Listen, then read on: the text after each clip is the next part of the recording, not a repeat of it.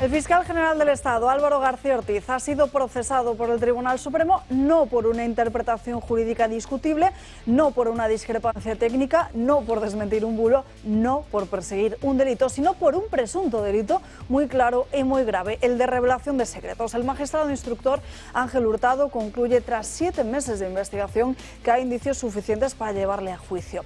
Es decir, lo sienta prácticamente en el banquillo. Lo que se investiga no es una actuación imprudente ni tampoco un malentendido. Es una filtración deliberada de correos confidenciales enviados por la defensa de la pareja de la presidenta de la Comunidad de Madrid, Isabel Díaz Ayuso, a la Fiscalía. Y la motivación de esa filtración, según el juez, tiene tintes políticos. El auto, desde luego, es contundente. La cadena de hechos parte del fiscal general del Estado y acaba en un medio de comunicación afín al gobierno. Y todo presuntamente por indicaciones directas de presidencia del gobierno. Dicho de otro modo, el guardián de la legalidad, el que debía proteger el secreto de las comunicaciones entre las partes, habría sido el responsable de exponerlas públicamente. Pero es que hay mucho más. El auto expone claramente que en cuanto el Tribunal Supremo abrió diligencias, García Ortiz cambió de teléfono móvil y borró sus mensajes de WhatsApp. Un comportamiento que, según el juez, añade sombra a su actuación. Mientras tanto, el fiscal general del Estado no dimite y desde el gobierno se hace una firme defensa. Según el juez Hurtado, esa filtración tuvo un objetivo claro: ganar el relato. Así aparece además de forma literal también en este auto. Contrarrestar la información que había publicado previamente el diario El Mundo. A partir de ese momento, lo que ocurrió fue, y es literal, un frenético intercambio de mensajes, esta vez sí documentado, entre fiscales, bajo presión para construir un comunicado y difundir ese contenido confidencial, pero no desde un correo oficial, sino desde una cuenta privada de Gmail. Y no a través de cauces institucionales tampoco, sino con una rapidez inusual y una dirección clara: los medios de comunicación, la opinión pública. El auto subraya que los correos se enviaron no solo a la cadena SER, sino también a la jefa de gabinete, previamente del jefe de gabinete del presidente Sánchez, de Óscar López, que ahora es, curiosamente, el rival de Isabel Díaz Ayuso en Madrid. Es decir, que desde la Fiscalía el documento habría ido a parar a una persona del núcleo de la Moncloa, que a su vez se lo hizo llegar al portavoz socialista Juan Lobato, que además lo utilizó en sede parlamentaria. La cadena es complicada, pero también muy clara. La intencionalidad, más aún. Aquí no se juzga si un periodista tenía derecho a publicar un correo. No se persigue a un fiscal por investigar. Aquí se acusa al fiscal general del Estado de cometer una ilegalidad, de actuar como un agente político quebrantando esa legalidad que debía defender. El juez desmonta además el argumento de la Abogacía del Estado, que intentó escudarse en el hecho de que El Mundo había publicado antes otro correo.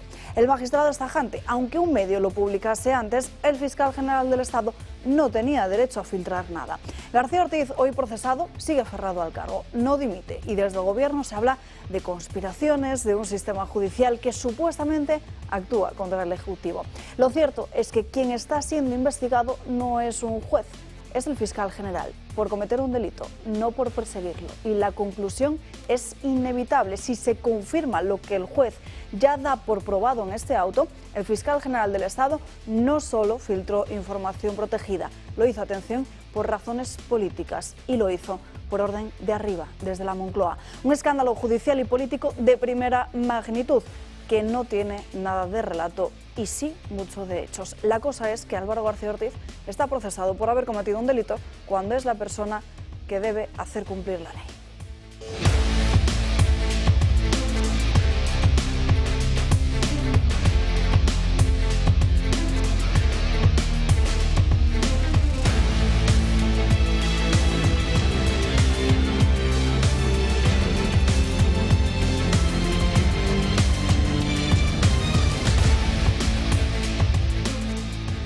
Muy buenos días, comenzamos este martes, día 10 de junio, aquí en Dando Caña, recordando que en el santoral del día de hoy celebramos San Asterio de Petra, pendientes porque es martes de la rueda de prensa del Consejo de Ministros, habitual de todos los martes. Veremos quién se lleva el premio gordo de hoy, se lo leeremos seguramente esta tarde ya en detalle a Pablo Cambranero. Intentaremos hablar con él, de hecho, en los próximos días para que nos desgrane, como hace de forma maravillosa a través de sus redes sociales, a dónde se van esas partidas presupuestarias de las arcas públicas, que desde luego no parecen ni para educación, ni para sanidad, y mucho menos para educación. En fin, también no solo hablaremos de la cuestión del fiscal general del Estado, sino también de nuestro gasto público, no solo del Consejo de Ministros, sino de la asfixia fiscal que sufren los ciudadanos españoles en un momento en el que ya a las familias les cuesta llegar al final de mes, del caso del hermanísimo, de los nuevos audios, porque recordarán que la semana pasada el asunto del que más se hablaba era de esos audios de la fontanera del Partido Socialista. Pues ahora los audios de los que más se habla es de los audios de Villarejo, de María Dolores de Cospedal y, atención, en los que se habla de esas saunas que tendría el suegro del presidente del gobierno, es decir, el padre de la mujer del presidente, de Begoña Gómez. De muchos y otros asuntos, así que quédense con nosotros en estas próximas 2 horas aquí en Dando Caña, que comenzamos como siempre con el comentario de Josep María Francas. ¿Qué tal? Pues espero que bien. Pues mire, yo intento sacar la cabeza del estercolero e irme a una cosa que tampoco es que sea mucho mejor que el estercolero, pero diríamos no va de porquería de unos a otros, sino que es el tema de la amnistía, porque hay 2 noticias que creo que son muy importantes. Una que creo que salió ayer por la tarde, os ha comentado esta mañana, sale en español cuando dice la Comisión Europea alega ante el TJUE que la amnistía de Sánchez es una autoamnistía contraria al Estado de Derecho. Es muy interesante eso, primero porque no fue preguntado por eso el TJUE, sino que fue preguntado por otra cosa, porque eso es la alegación que hizo el Tribunal de Cuentas. Pero contesta eso y me parece muy interesante porque no entra, y también me parece interesante eso, no entra a decir si es constitucional o no una amnistía, porque se supone que eso lo reserva a la Constitución española y a los constitucionalistas españoles y al Tribunal Constitucional. Entra, diríamos, si es decente o si es contrario a la normativa, diríamos, jurídica básica europea.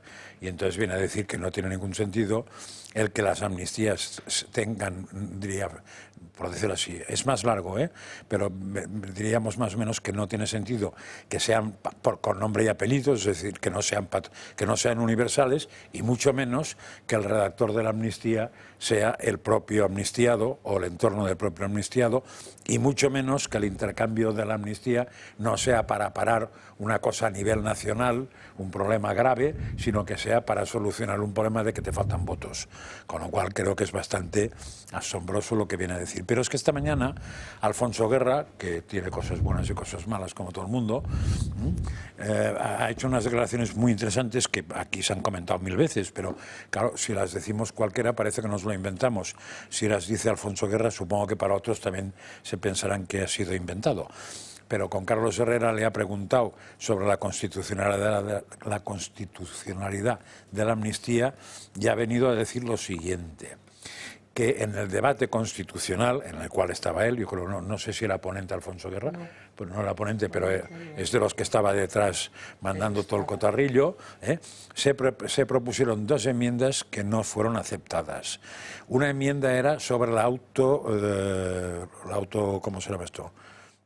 La autodeterminación, que no fue aceptada, y la otra fue sobre la amnistía, y no fue aceptada. Y no fue aceptada bajo el argumento de que la amnistía suponía un cambio de régimen, lo cual no era el caso, y como el régimen ya se había cambiado, ya se había hecho en su momento la amnistía para llegar al 78 a la Constitución, con lo cual ya no cabía más amnistía, ¿no?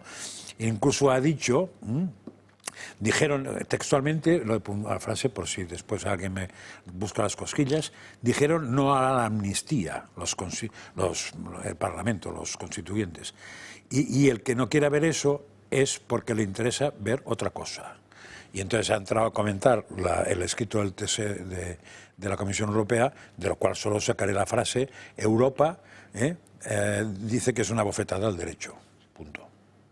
Me quedo con eso: bofetada a la Constitución, bofetada al derecho, y sobre todo que el que no lo quiera ver es porque le interesa ver otra cosa. Lo digo por si eso va de cara con Pumpido. Lo vamos a analizar en detalle a lo largo del programa de hoy, como supone seguramente el propio Francás y muchos de nuestros espectadores, pero será en apenas unos minutos. Nos acompaña en esta mesa el doctor Antonio Burgueño, muy buenos días. Muy buenos días. Y también Carmen Lobelle, ¿qué tal? Muy buenos días. Antes de hablar de estas dos cuestiones que ya han salido de la mesa y como les digo, hablaremos en su debido momento a lo largo del programa, hablamos de otra cuestión y es del Ministerio de Hacienda, porque no hace muchos días precisamente tratábamos cómo iban a por el dinero en efectivo. Y atención a esta práctica que van a perseguir a partir de ahora, o que ahí está la intención, porque desde luego seguramente sea una práctica que muchos de ustedes hagan, ¿no? Marín Vallejo, muy buenos días. Así es, Alba, muy buenos días. Si alguno de ustedes comparten cuenta bancaria con sus hijos o con sus padres, presten mucha atención porque esto les interesa o más bien les perjudica. Hacienda va a empezar a multar por realizar esta práctica. Se ampara en la ley del impuesto sobre sucesiones y donaciones y la sanción se puede llevar a cabo al entender que se está haciendo una transmisión de patrimonio sin declarar. ¿En qué casos concretos puede esto suceder? Pues ocurriría cuando el patrimonio de una persona disminuye al tiempo que el de sus hijos aumenta de forma correlativa.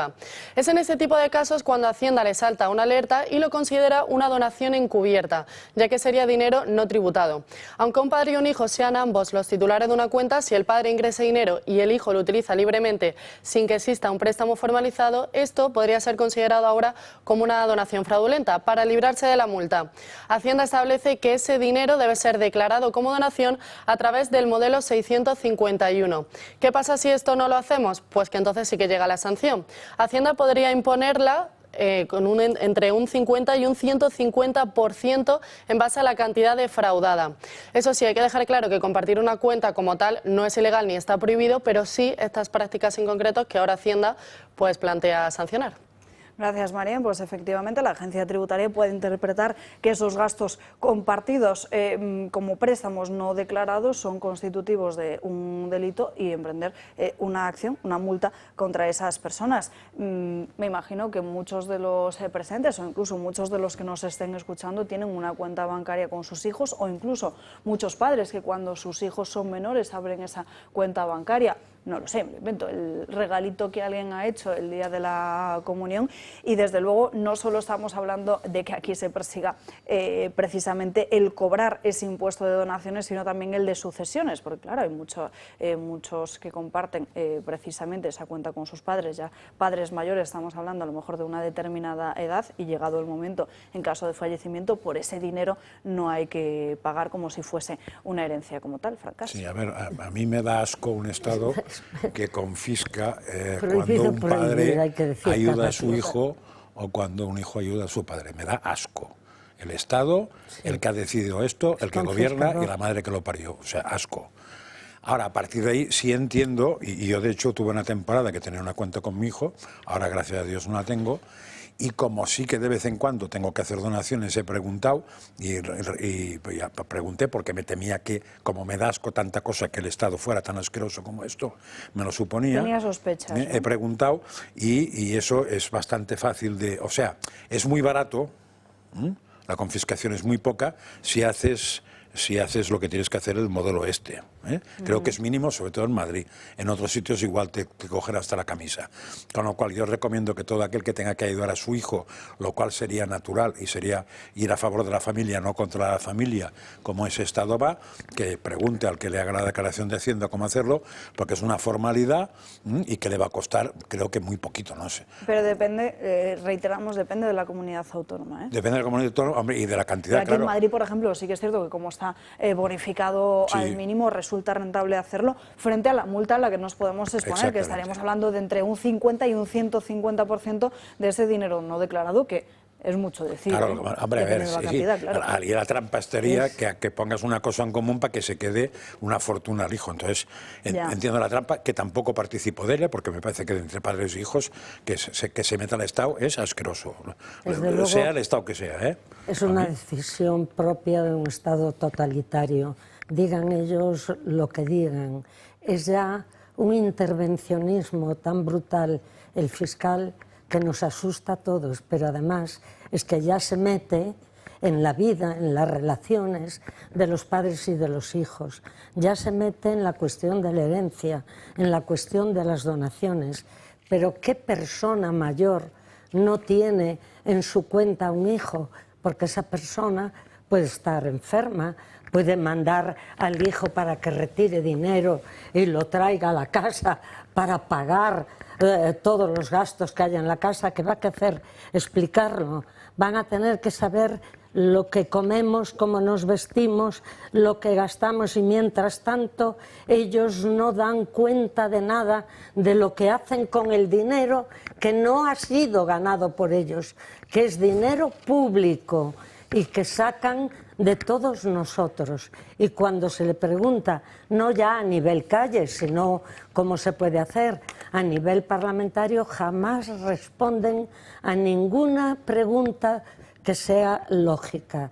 Yo recuerdo que cuando no gobernaban, o la izquierda tenía por lema aquello de prohibido prohibir, pues tendríamos que decírselo cada día, porque es que cada día es un apretar más. Fíjate, estamos en un mes de la declaración de la renta, la cantidad de dinero que están percibiendo de todos los españoles, y aquello que se dice, no, los pensionistas no debían de pagar hacer declaración de la renta. Pues claro que hay que hacerla, y claro que se paga, y se pagaría con gusto si viéramos inversiones, si viéramos realizaciones, si viéramos que el dinero que procede de nuestro trabajo nos trae nuevas carreteras, nuevos trenes, pero cada vez vamos peor. Ayer leía yo unas estadísticas y, por ejemplo, Polonia, con menos habitantes que nosotros, tiene más trenes y más vías de tren porque ha aprovechado el dinero de Europa maravillosamente y está subiendo económicamente. Y en España no solo se derrocha el dinero de los españoles, que somos todos, me señalo a mí misma porque yo también, porque pagamos. Es que a veces no quiero echar cuentas, pero si echo cuentas a lo que pago de impuestos, digo, ¿pero qué están diciendo? Si es el sueldo de una persona, si divides todo lo... Y es que cada vez hay uno, porque es por una cosa, por otra, por todo estás pagando, cuando ya pagamos además pues IVAs y tantos otros impuestos que nos parecen indirectos. Es una introducción en la vida de las familias imperdonable. Antonio. A mí me parece tan grave como decís, y además cuando debía ser al revés, porque en estos momentos en España debería haber una ONG que se titulara Hijos ayudados por sus padres. Claro, les iría mejor. ¿Por qué? Porque no sé dónde está nuestro gobierno en la realidad de este país, pero donde nos juntamos jubilados y donde nos juntamos gente que tenemos hijos, estamos asistiendo a que tenemos que estar ayudándoles con la mayor parte de la suerte del mundo de poderlo hacer, porque no les llega, porque el salario que reciben y perciben y la situación económica para comprar un piso, para salirse de las cuentas de todos los días, si no es porque los padres les pueden ayudar, naturalmente pero eso que estamos grava en una crisis. Bueno, pues si se forma una ONG, a lo mejor desgrava. Claro. Pero ¿qué es lo que debería Es el ser? colmo. O sea, tenemos una ONG de no sé qué, Cualquier cosa. no quería hablar de África, no quería, o sea, pero cualquier tipo de ONG es apoyada por este gobierno, aunque no sepa uno dónde va ese dinero de la ONG. Y sin embargo, la ONG más inmediata, que es tu familia, resulta que no te desgrava el darle de dinero que tú has pagado a Hacienda y que es dinero líquido que tienes para dárselo a tus hijos. O sea, pero ¿de qué mente tan perversa estamos eligiendo a nuestros representantes públicos? O sea, es horrible, es horrible. Sí, supongo que eso tiene un límite de edad, ¿no? Por abajo, quiero decir que hasta los 18 años, porque si no, igual los pañales de los bebés también hay que declararlos, porque de hecho los pañales no son para el padre y la madre, son para el bebé, y es una donación también. Y por la leche y todo se esto. graba con el máximo de IVA, no está catalogado como un producto de primera necesidad, sabiendo el precio que llevan. Pero podría ser además que fuera como donación. Eso, también, entonces, ya todo eso andará. Yo supongo que esto pasa de los 18. Aquella frase de Gandhi que ellos tanto han admirado y todos hemos admirado, cuando decía que la democracia no se sostendrá cuando las riendas se tensan. Y estos es lo que están haciendo, tensando las riendas todos los días. Las riendas, hablo de que nos tensan riendas. Y mientras ya lo tanto, dijo Gandhi, no lo decimos nosotros. Mientras tanto, despilfarro público y del Ministerio de Sanidad. Se van a quedar todos ustedes estupefactos en cuanto lean esta noticia que publica hoy OK Diario sobre cómo Mónica García va a tener su propia carroza en la manifestación del orgullo LGTBI que se va a celebrar el próximo 5 de julio en Madrid. ¿Cuánto se va a desembolsar? Pues lo están leyendo precisamente cuál es la cifra. Unos 16.000 euros tan solo para que la líder de Más Madrid, Mónica García, tenga su propio vehículo en este desfile. Será el segundo año consecutivo que cuente con su vehículo, ya que antes de la llegada, según cuenta OK Diario, de Mónica García a ese ministerio, no se licitaba ese servicio. Una cosa es, y creo que hasta todos podemos llegar a comprenderlo, más allá de las opiniones que podamos tener cada uno de nosotros acerca de esta celebración, una cosa es que el Ministerio de Igualdad participe en este evento, porque es el Ministerio de Igualdad quien lo organiza directamente, y otra muy diferente, Burgueño, es que el Ministerio de Sanidad esté precisamente a estas cuestiones con el enfado que ya arrastran los propios médicos de hace semanas. Pero que ya no saben ni en qué lenguaje decirlo, con o sin pinganillo. Yo me echo las manos a la cabeza. Es una buena noticia para alimentar la huelga del próximo viernes. Sí. Es decir, el viernes de esta semana hay una huelga de médicos por el tema del estatuto, que yo aliento desde aquí a que sea un éxito y desde luego estas pildoritas vienen muy bien porque Mónica García le parecerá que 16.000 euros es el precio de unos cuantos supositorios, pero son los supositorios que nos propiciamos los usuarios de la sanidad pública. O sea, Mónica García no ha dejado de ser una ministra que tiene una ideología muy sindicalista, izquierdista. Y que naturalmente le ha venido muy bien al gobierno para decir más a mi izquierda, hay mucho más que yo tengo que frenar, mire usted, pero resulta que esta señora es muy chocante.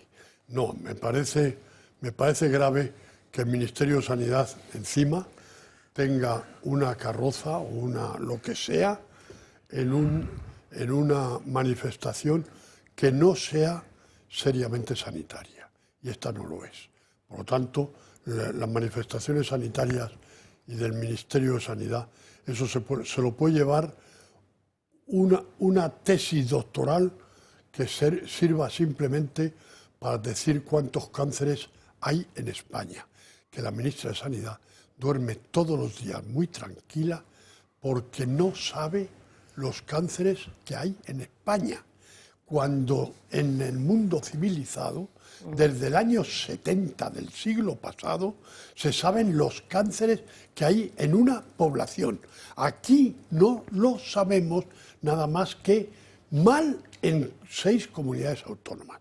En las demás no se sabe y solamente se estima por parte de la SEON y de la Sociedad Española de Oncología Médica y de la Sociedad Española de Radioterapia, se estiman los cánceres que hay. Pero es un país de Europa que no sabe cuántos cánceres tiene esta población. Me parece gravísimo. Esos 16.000 euros podían alimentar estudios de ese tipo. Es horrorosamente grave que no sepamos cuántos cánceres seguros hay en este país. ¿Sabes por qué, Antonio? Porque no parece que no da votos.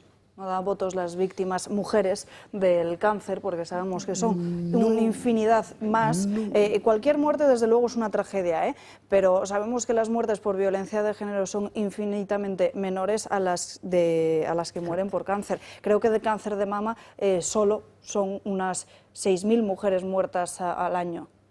Claro, porque el cáncer de mama se alarga la vida mucho, pero al final, muchas que mueren, en gran parte, no todos, pero en una buena parte justiciero. Bueno, pues esto, de cuántos años sobreviven, de cuántas metástasis, lo tiene una estadística nacional y seria del cáncer de mama. Y voy a decirlo ya que me has preguntado. En España ha habido varios intentos de hacer una estadística de tumores, como en los países más avanzados desde el año 1970, del siglo pasado. Algunos hospitales de España tienen un registro de los cánceres que han tratado.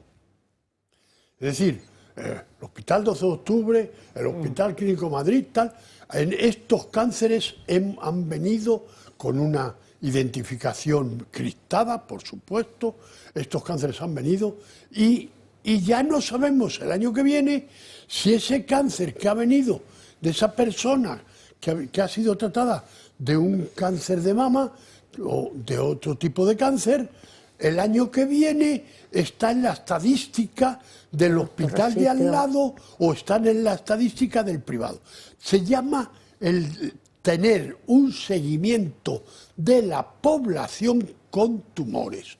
O sea, señora ministra, debería usted descabalgarse antes de tener este registro cumplimentado. Descabalgarse de esa porquería de tema que usted ha cogido para gastarse 16.000 euros del presupuesto sanitario. Pero es que Sí, Carmen. Esta ministra acaba de ir con el presidente del gobierno, como no tienen nada que inaugurar, porque no construyen nada, no realizan nada. Ahí sí que también hay que hacer una lista de todas las obras que ellos han realizado en 7 años, ninguna. Pero van a inaugurar un hospital a una ciudad que no necesita tanto, y resulta, como Ceuta, y resulta que el hospital no tiene ni camas. Pues mire usted, con 16.000 euros, por favor, que la griten y le digan, mándelos a usted para tener camas en ese hospital. Y para los inmigrantes que conste ilegales. Que tiene presupuesto, porque Ingesa, o sea, tenemos 17 comunidades autónomas con presupuesto sanitario, más 2 poblaciones que tienen presupuesto sanitario, superior al presupuesto por persona que tienen las otras comunidades.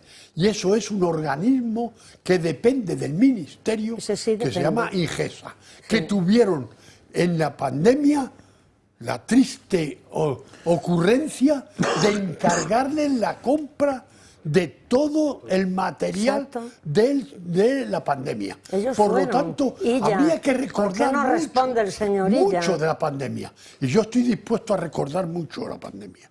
Y para los inmigrantes ilegales solicitantes de asilo, atención, lo publica esta misma mañana La Gaceta, el gobierno de Pedro Sánchez va a conceder, atención, la friolera de 470.000 millones de euros, también para otras organizaciones en menos de un año, lo que viene a ser desde julio, desde el próximo mes del 2025 a junio del año 2026. Es lo que se recoge en una resolución publicada por el Boletín Oficial del Estado. Y atención, porque hablando de inmigración ilegal tenemos una noticia de última hora, porque también Castilla-La Mancha acude al Tribunal Constitucional contra el reparto de menores inmigrantes no acompañados. El reparto que habían pactado desde el gobierno con el partido de Carles Puigdemont de Junts para excluir de esta forma a Cataluña de este reparto. El Consejo de Gobierno de Castilla-La Mancha ha dado luz verde a los servicios jurídicos de la Junta de Castilla-La Mancha a interponer este recurso de inconstitucionalidad. Se trata de la primera comunidad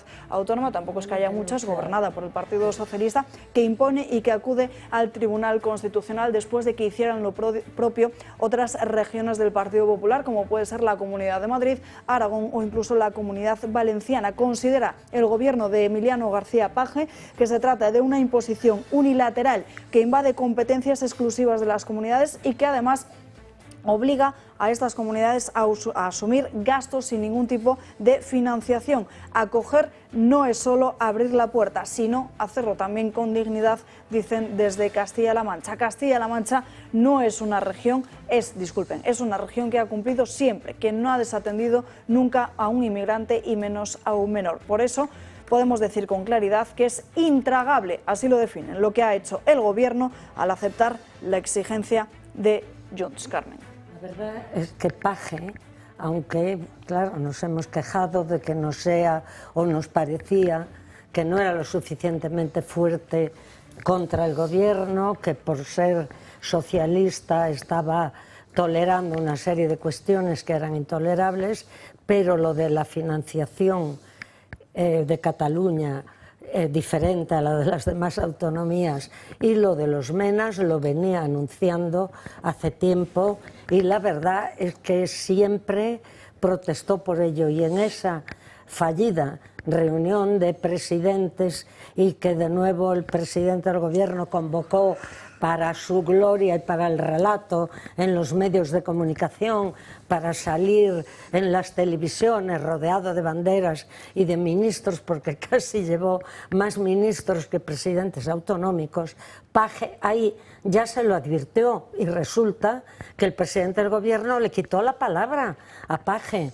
No admitió lo que decía en la reunión y estaba hablando de cuestiones económicas muy importantes para su comunidad y para todas las comunidades autónomas, porque ya está bien de que se salte la Constitución y con esto también se la salta, porque si la Constitución consagra la igualdad entre españoles y entre territorios, no cabe duda que el gobierno consagra la desigualdad y para proteger a aquellos que lo mantienen en el gobierno. Es igual que con la amnistía, igual lo pasa todo para, bueno, mantenerse en el gobierno, yo diría mantenerse en el poder, porque gobernar no gobiernan. ¿Qué es lo que gobiernan? Si fueran responsables y siguen con todo ese gasto público, el propio Banco de España, que al final es gente colocada por él, pues el propio Banco de España anuncia un enfriamiento importante en la economía, mayor de lo previsto.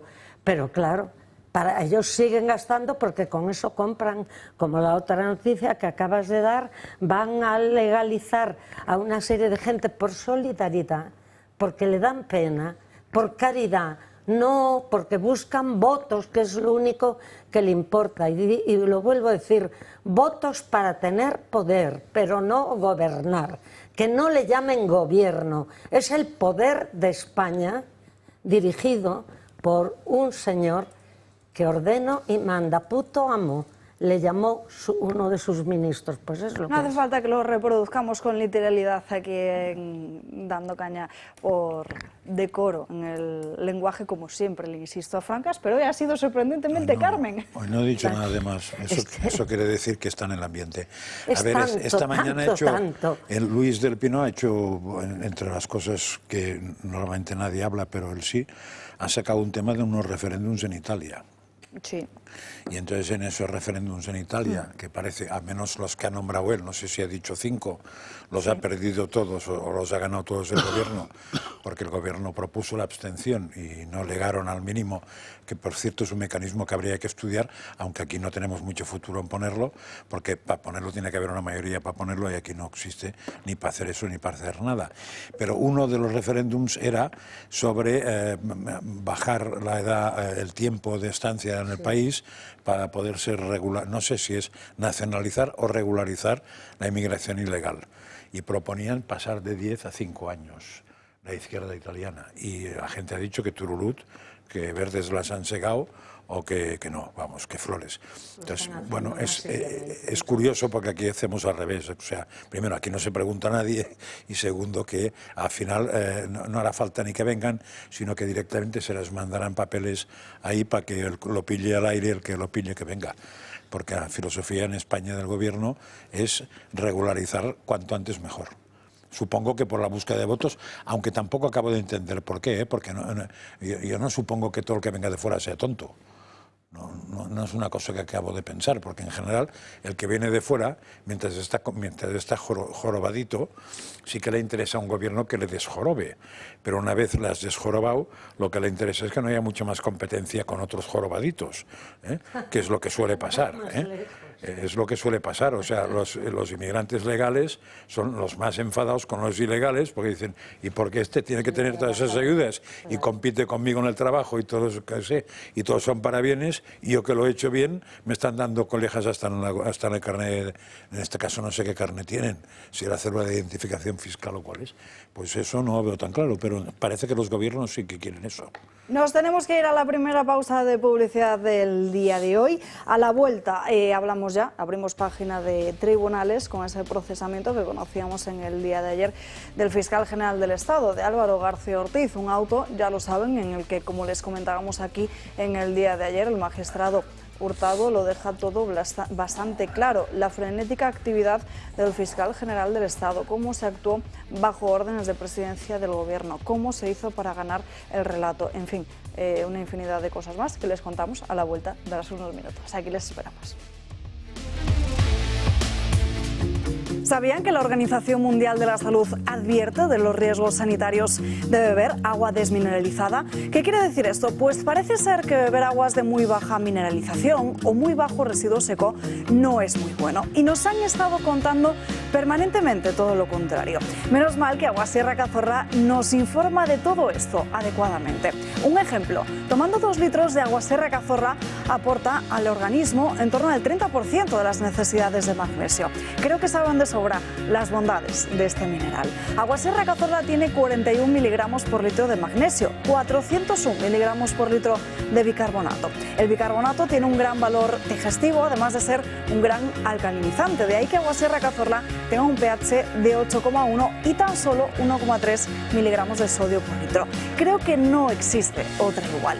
Saben que además elaboran con la base de esta misma agua refrescos de naranja y limón sin gas y sin azúcar, sin duda los más saludables para la familia. Y también la bebida isotónica EO2 con muy poco azúcar, la idónea para los deportistas profesionales.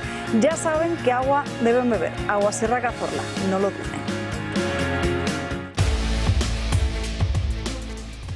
Ya estamos de vuelta andando caña, pasan casi ya 10 minutos de las 12:30 del mediodía, las 11:30 en Canarias. Enseguida vamos con la cuestión del fiscal general del Estado. Vamos a tratar de explicarles punto por punto todas las noticias, todos los detalles, los pormenores que hay en torno a este caso. Pero antes saludamos que se incorpora a esta mesa don Julio Eriza. Muy buenos días.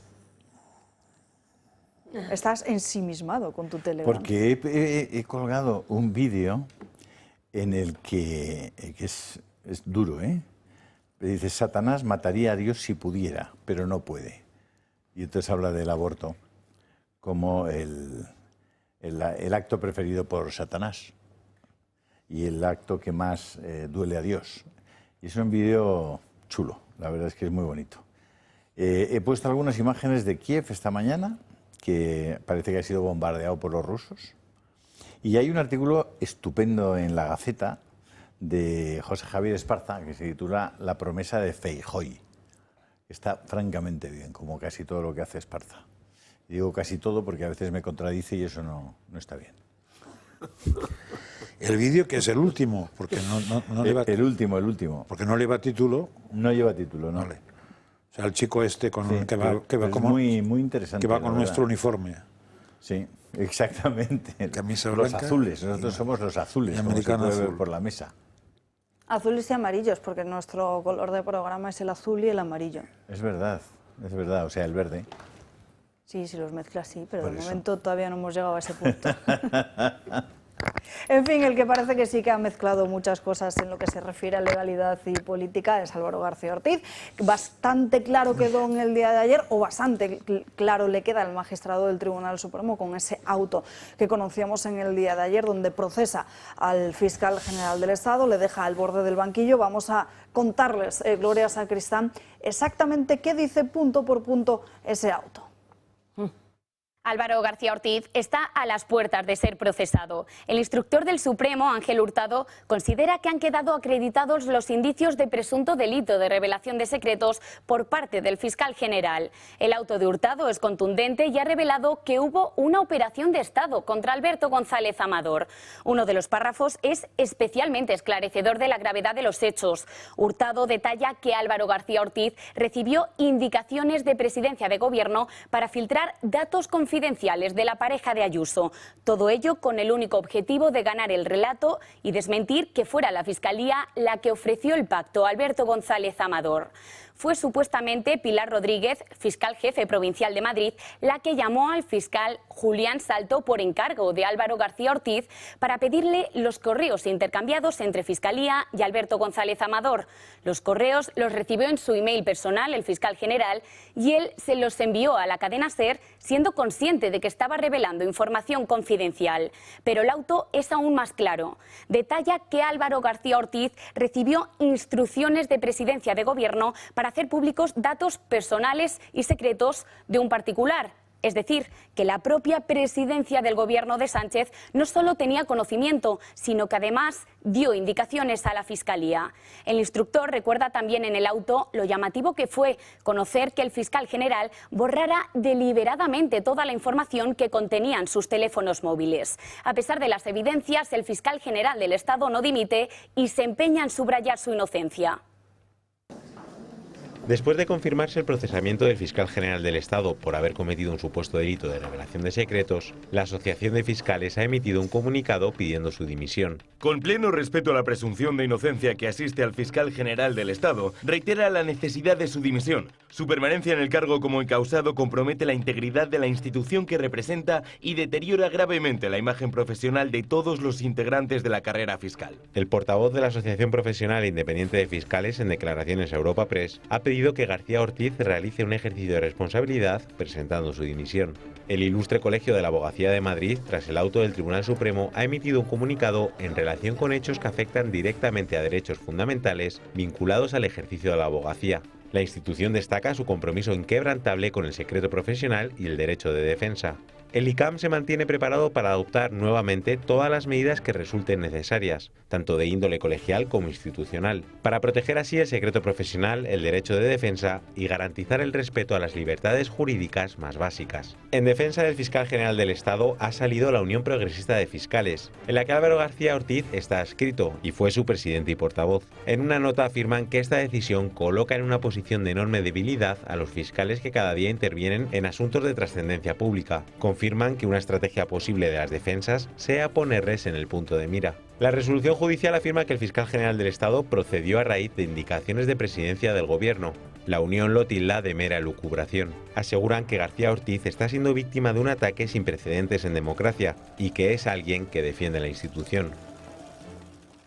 Bueno, las fechas, la cronología también es muy importante en este caso. De hecho, lo recojo así hoy que diario, como la Fiscalía Provincial de Madrid activó esta operación justo unas horas después de que se produjese esa detención de Koldo García. Ese mismo día, la fiscal Pilar Rodríguez fue quien remitió a los juzgados de Plaza Castilla la denuncia de la pareja de Isabel Díaz Ayuso, horas después de que se detuviera al asesor de José Luis Ábalos. Recordarán, y cobran bastante importancia en estas últimas horas, la defensa tan férrea que hizo en su momento el presidente del Gobierno, cuando salió que el móvil y las cuentas de correo electrónico de García Ortiz estaban completamente vacías. Decía entonces, ¿y ahora quién pide perdón al fiscal general del Estado? Horas y horas de tertulias, ríos de tinta en los medios de comunicación conservadores. Y resulta que hoy, en el informe de la Guardia Civil, se dice que no hay ningún mensaje que pruebe esa acusación tan grave. Y la pregunta es, ¿quién va a pedir disculpas? ¿quién va a pedir perdón al fiscal general del Estado? ¿Quién lo va a hacer? Bueno, pues parece bastante claro en ese auto del Supremo que esos mensajes se llegaron a borrar justo después de que se abriese procedimiento por parte del Supremo al fiscal general del Estado. Y desde luego también está el otro mantra del Gobierno, el de que se está acusando sin pruebas al fiscal general del Estado. En este auto de lo que se está hablando es que hay claramente indicios de que se ha cometido un delito de revelación de secretos. Llamaba la atención también el día de ayer cómo desde el Gobierno se intentaba victimizar a García Ortiz. Hay unas imágenes, las de Ana Redondo con García Ortiz en un acto en el que coinciden, que le demuestra. Desde luego está claramente evidenciado, o desde luego a mí me lo parece, que la propia Ana Redondo considera que hay una cámara cerca y que lo mejor es trasladar este mensaje a la opinión pública.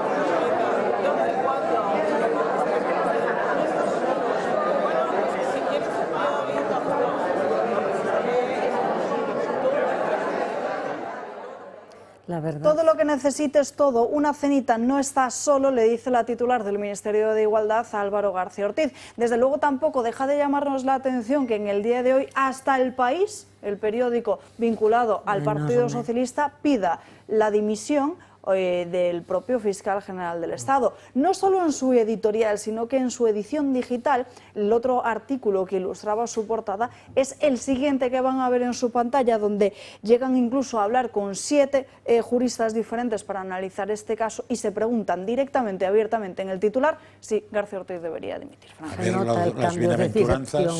las bienaventuranzas son positivas, o sea, el querer ayudar al que no sabe, al pobre desvalido y tal, pues entonces yo entiendo que la ministra quiera dar de cenar al desvalido, o sea, eso es una virtud que no seré yo el que la acuse.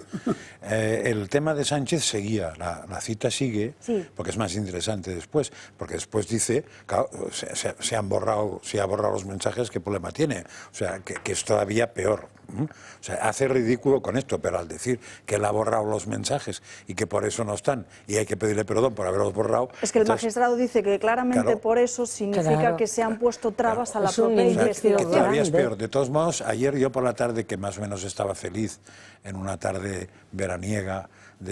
Suponemos que sin leer los periódicos ni ver los medios de comunicación entonces. No, sí, porque me llegó de un medio una cosa que no me gustó nada, que me dijeron, de un entorno judicial, me dijeron...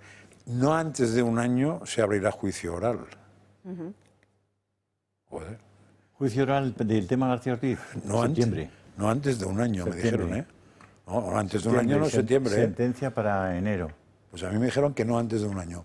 Y digo, no antes. Yo te estaba entendiendo antes de un año. Antes de un año. Tengo una información diferente. Pues me gusta más la tuya que la que tengo yo, ¿eh? Septiembre, juicio oral y sentencia en enero. Pues me gusta más esta que la otra, porque, claro, imagínate que este fuera más de un año y es el primero que va, diríamos, para adelante, los que van para adelante... Van más para atrás. En fin, vale, pues mira, me has alegrado la mañana que me había enjorado la tarde.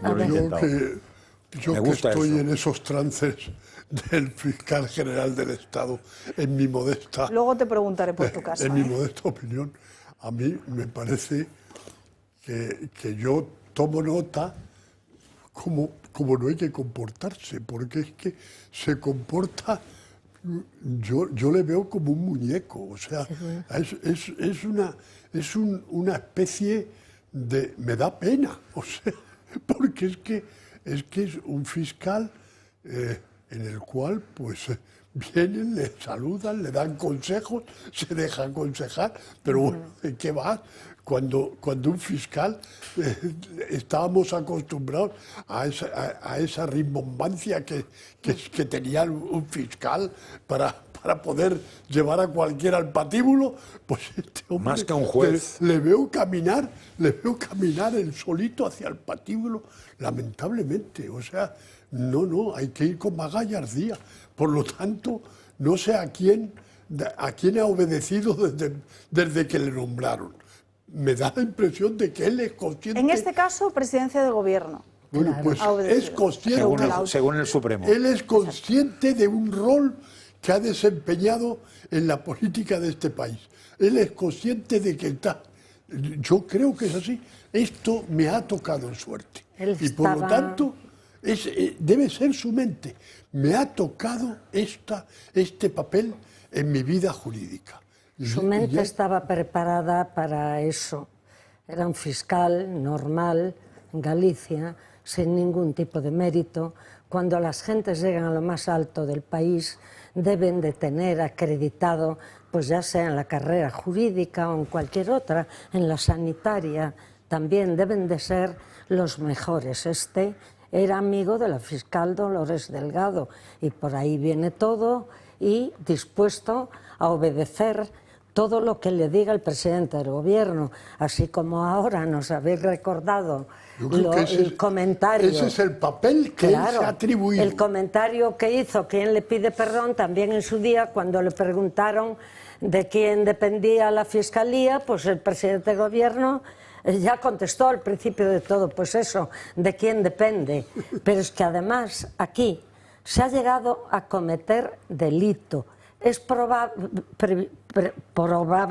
de momento, porque no estamos en la fase del juicio todavía, ni hay sentencia, pero no cabe duda que un juez o un magistrado, cuando ha seguido el tema, cuando ha escuchado a un montón de testigos, tiene pruebas suficientes para poder redactar un auto de esa categoría, que además tiene categoría jurídica y que lógicamente al saber y al estar admitido que él borró todos los datos que tenía en sus teléfonos y en sus aparatos, eso no lo hace quien no tiene nada que ocultar. El que no tiene nada que ocultar deja que descubran lo que ha dicho. Por tanto, no borró, y la fiscal provincial no borró. Pero es que además ahora se va a dar el caso tan vergonzoso de que él no dimite y, sin embargo, por el estatuto de fiscalía, la anterior, la otra, tiene que dimitir o la tiene que cesar él.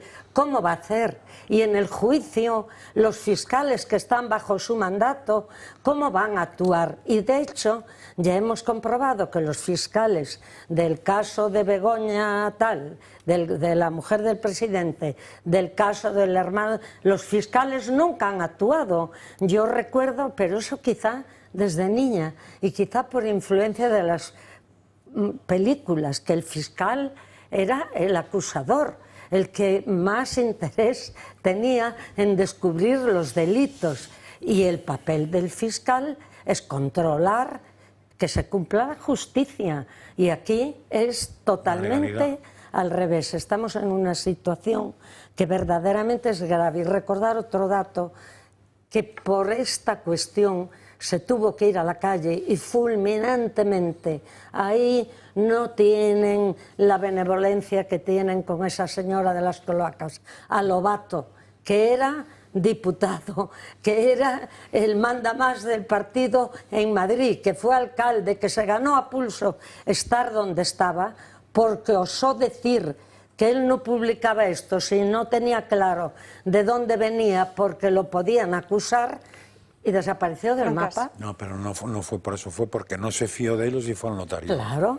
Lo echan por ir al notario. Pero no, no se fió dos puntualizaciones. A ver, el fiscal general del Estado tiene una cosa interesante, que es que ha borrado un móvil, pero eso te puede hacer presidente de la Comisión Europea. Y hasta su cuenta privada de correo electrónico. Pues, pero eso te puede ser presidente, igual eso te puede hacer más que presidente de la Comisión Europea, porque no olvidemos que la señora Van der Pony, cuando era ministra de Defensa, la pillaron con una serie de cosas y para que no hubiera pruebas borró todo, fue exonerada y elevada al altar de la Comisión Europea por 2 veces consecutivas, cosa que no había ocurrido nunca. Y ahora no sé, es otro comentario al margen, ahora no lo sé, pero antes las oposiciones a juez y fiscal eran las mismas en España.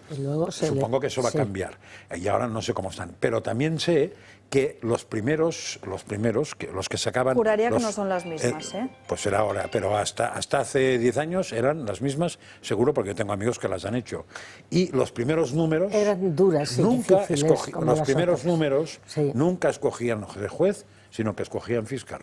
Es un dato. Yo, he tratado mucho no solo a los fiscales de Berín, sino a los fiscales de la Audiencia Provincial de Orense, y luego el que llevaba la Provincial de Orense fue el fiscal del Tribunal Superior de Galicia, y siempre han perseguido los delitos. Sí, sí. Su misión es esa. Julio, ¿tú qué opinas de todo lo que sucede con el fiscal general del Estado? Pues, ¿qué voy a opinar? Si sí hemos desbordado ya todos los vasos. Si es que es muy difícil, porque yo os decía el otro día lo del metaverso, ¿no? ¿Qué es el metaverso? ¿Y quién recuerda el metaverso? Estuvimos meses hablando del metaverso y todo iba a ser ya el metaverso y las gafas de no sé qué. Y hay empresas que metieron mucho dinero, ¿eh? Empresas que metieron, que compraban terrenos se la han pegado. No sé, el fiscal hace mucho tiempo que con los primeros indicios tenía que haberse marchado a su casa. Tenía que haberse ido por dignidad, para defender a su propia profesión, a sus compañeros, por elegancia. ¿Cómo te aferras a un puesto como ese? Es extraordinariamente delicado porque la Fiscalía, en manos de la Fiscalía está la libertad y la reputación de muchísimas personas. Es una cosa muy seria. Y los fiscales son gente muy seria. Tienen que serlo necesariamente. Porque tienen una posición privilegiada de poder.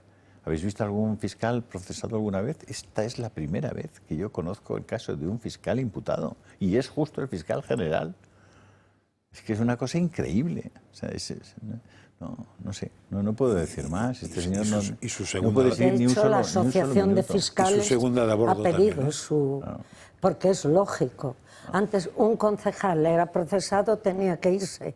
Ellos van cambiando la ley y las normas según le conviene, pero verdaderamente es un acto bochornoso. Lo curioso es que él camina sin hacer nada, es decir, que es como yo estoy aquí... Una marioneta. Nos tenemos que ir, señores, a una breve pausa de publicidad, que es la segunda ya en el día de hoy. Pero muchos de ustedes se preguntarán, ¿y si mañana hay un apagón? Pues estén preparados con las baterías de Comunidad Solar, porque su casa sigue funcionando aunque falle la red eléctrica, aunque no tengan paneles solares. Almacenen energía, protéjanse ante emergencias y garanticen luz y seguridad para toda su familia. La instalación es rápida y sencilla. Entren en comunidadsolar.es, sección baterías, y aprovechen la oferta emergencia energética. Las plazas son limitadas. Ya estamos de vuelta en Dando Caña. Enseguida hablaremos de la cuestión de la amnistía, una cuestión que ya adelantaba Josep María Francas en su primera intervención. Comentarles también que estamos pendientes de la declaración del presidente del Gobierno, de Pedro Sánchez, para ver si atiende por fin, después de 42 días sin hacerlo, a los compañeros periodistas, porque en todo este tiempo no ha convocado ni una sola rueda de prensa. De hecho, ayer participaba en una cosa de los mares y los océanos de la ONU, y lo normal en ese tipo de eventos es que luego uno responda a, pues eso, en una rueda de prensa. Ayer Pedro Sánchez no lo hizo, veremos si hoy es el día o cuándo lo será. Mientras tanto, las crónicas de Manicomio de Gabriel Serrano. Gaby, muy buenas tardes. Muy buenas tardes, Alba. Quiero que hablemos del valor de la vida y la dignidad de la muerte, aunque para algunos que una muerte digna sea aplicar la eutanasia directamente. Porque, ¿qué ha ocurrido? Que en un centro de mayores de Madrid ha habido un programa sobre una charla sobre, digamos que es como... Es que es complicado. Un centro de mayores de Madrid programa una charla para hablar a los propios ancianos del centro sobre la propia eutanasia. Decenas de mayores han participado en esta actividad, que ha sido organizada por la Asociación Federal Derecho a Morir Dignamente, que se publicitaba, vamos a ver el cartel que ellos ponían, bajo el nombre Ley de Muerte Digna Madrileña y Testamento Vital. Ahí están viendo en sus pantallas, y en la que pues, otros asuntos relacionados con la muerte digna se trató, como he mencionado al principio, sobre la eutanasia. Claro, ¿quiénes son esta asociación? Derecho a Morir Dignamente es una organización pues, de referencia en la defensa de la despenalización de la eutanasia y la libre disposición de la propia vida en España. Y tienen como unos objetivos. El primero es promover el derecho de toda persona a disponer con libertad de su cuerpo y de su vida y a elegir libremente el momento y los medios para finalizarla, es decir, aplicando la eutanasia. Y también dicen que defienden de modo especial el derecho de los enfermos terminales e irreversibles a morir sin sufrimientos si este es su deseo expreso. Esto sí ha estado programado en un centro de mayores de Mirasierra, aquí en Madrid, que fue recientemente aprobado y presentado por el alcalde, por José Luis Martínez Almeida, y esta asociación que ha publicitado este tipo de charlas cuenta con 7.500 asociados y pues todos los meses a través de una cuota esta asociación, esta institución puede promover este tipo de coloquios con personas mayores. Es significativo, ¿no?, que en un propio centro de mayores, cuando ya la vida pues parece que está llegando a su fin, se promuevan este tipo de charlas para acabar con la misma y lo venden como es una muerte digna. Después tendrían que asociarse a un servicio fúnebre para que les intentara vender ataúdes. Y entonces ya sería el completo y se podrían llevar incluso una comisión por el tema. Esta gente de izquierda no sabe. O sea, de pronto se meten con los geriatras que les quieren cuidar y pretenden cuidarles en una pandemia para que no entren en el horno de un hospital lleno de virus. Y sin embargo la misma mentalidad les mete en otro tipo de horno. O sea, no hay quien les entienda. Yo creo que es una inoportunidad humana lo que acaba de contarnos Gabriel. Es decir, que vayan a contarles a personas en su situación la forma, apuntarles una forma de terminar la vida, es inhumano. O sea, es absolutamente cruel. Yo creo que les deberían bueno, pero es que el tema de la residencia de tercera edad en España tiene lo suyo. Es decir, realmente tal como están planteadas, inventadas por el señor Zapatero, todo un programa de dependencia, sin un céntimo de presupuesto, ya cualquier cosa. O sea, a partir de ahí, y seguimos igual, ¿eh? Y seguimos igual. Y ha pasado el gobierno del PP y no ha resuelto esta situación, generando expectativas en la población de que tenemos una ley de dependencia y que tienen derechos las personas que describe esa ley, que no se complementan con la financiación. Esta asociación, además, en una entrevista con el propio Debate, dicen que ellos no hacen apología de la eutanasia y simplemente dicen que ilustran a las personas mayores sobre sus derechos a la hora de enfrentarse al final de la vida. Pues esa ilustración se refleja en que... Una promoción. Una promoción de la propia eutanasia. ¿Qué diferencia hay entre la promoción y la ilustración? Pero además es como si vas, no lo sé, promocionar calcetines a alguien que no tiene pies. Yo creo que la gente en las residencias y mayores y preocupados piensas ya suficientemente en la muerte y tú sabrás cómo quieres morir y tienes médicos a tu lado y tienes familias y le vas a hablar de la muerte. ¿De qué muerte digna? La indignidad la están cometiendo. Julio, ¿tú cómo lo ves? ¿Cómo lo veo? Yo estoy casi de residencia ya. Te cae cerca, media sierra, ¿eh? Bueno, muy cerquita, sí. A ver, ¿cómo lo veo? ¿Qué valor tiene la vida humana? ¿Cuál es el valor de una vida humana? Para ellos Depende para quién. ¿Cuál es el mensaje que nos envían extrínseco? los medios de comunicación constantemente sobre o acerca del valor de la vida? ¿Qué mensaje nos envían los líderes europeos cuyo objetivo en los próximos años es construir un ejército invirtiendo 700.000 millones de euros y además con el empeño de que continúe la guerra entre Ucrania y Rusia? ¿Cuál es el valor de la vida de los 700.000 seres humanos, la mayor parte gente muy joven, que ha sido, que ha muerto en esa, iba a decir asesinada, pero que ha muerto en esa guerra? ¿Qué valor tienen? ¿Qué valor tiene la vida humana cuando nos permitimos, con un niño de 5 meses en la barriga de su madre, meter unas tijeras y partirlo en trozos? cuando nos permitimos quemarlo dentro de su vientre cuando está embarazada de 3 meses. ¿Qué valor tiene esa vida humana? Si esa vida humana que todavía ni siquiera ha tenido la oportunidad de tener una historia vital no tiene valor, ¿qué valor tiene el de un señor de 90 años que está así y que ya durante todo el día lo único que puede hacer es que le den unas pastillas para dormirlo, como decía el profesor aquel que estuvo en el Congreso de los Diputados? Decía, bueno, en la mayor parte de las residencias de lo que se trata es de que sea necesario el mínimo de personas para cuidar a los ancianos y por tanto se les tiene medio adormilados todo el día con diazepam o con lorazepanes o con, no sé, el doctor Burgueño sabrá mejor qué tipo de pastillaje se utiliza para que los ancianos estén así, ¿no? Estén prácticamente.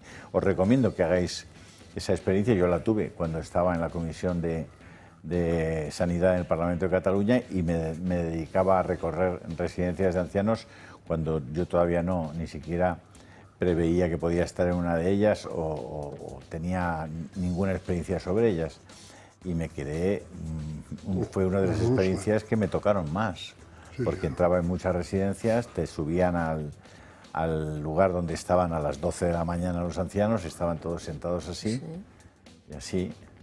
En pisos. Y yo decía, ¿y esta gente qué hace aquí? No tiene ningún estímulo, no tiene ningún afecto, ¿no? Solo están esperando que, claro, en esa situación, pues darles una clase para que deseen morir y deseen pedir la muerte, pues bueno, pues es que puede ser que la deseen, claro, porque les llevas a un punto. ¿Quién desea siendo amado la muerte? ¿Quién desea viendo a sus nietos crecer la muerte? ¿Quién desea si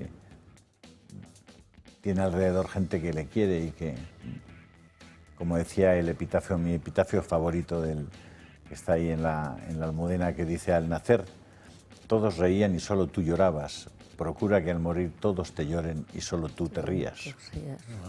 Bueno, pues si te vas a reír probablemente no vas a desear todavía morirte, ¿no? Vas a desear dar todo lo que tengas de sí, morir exprimido como un limón, muy trabajado y haciendo todo lo que puedas por los demás. Esa es una bonita forma de morir. Nadie quiere molestar a los demás, claro que no, pero es que el esfuerzo de los demás también tiene un valor para ellos. El sacrificio tiene un valor intrínseco y la vida humana tiene un valor intrínseco, fruto de que eres una criatura de Dios.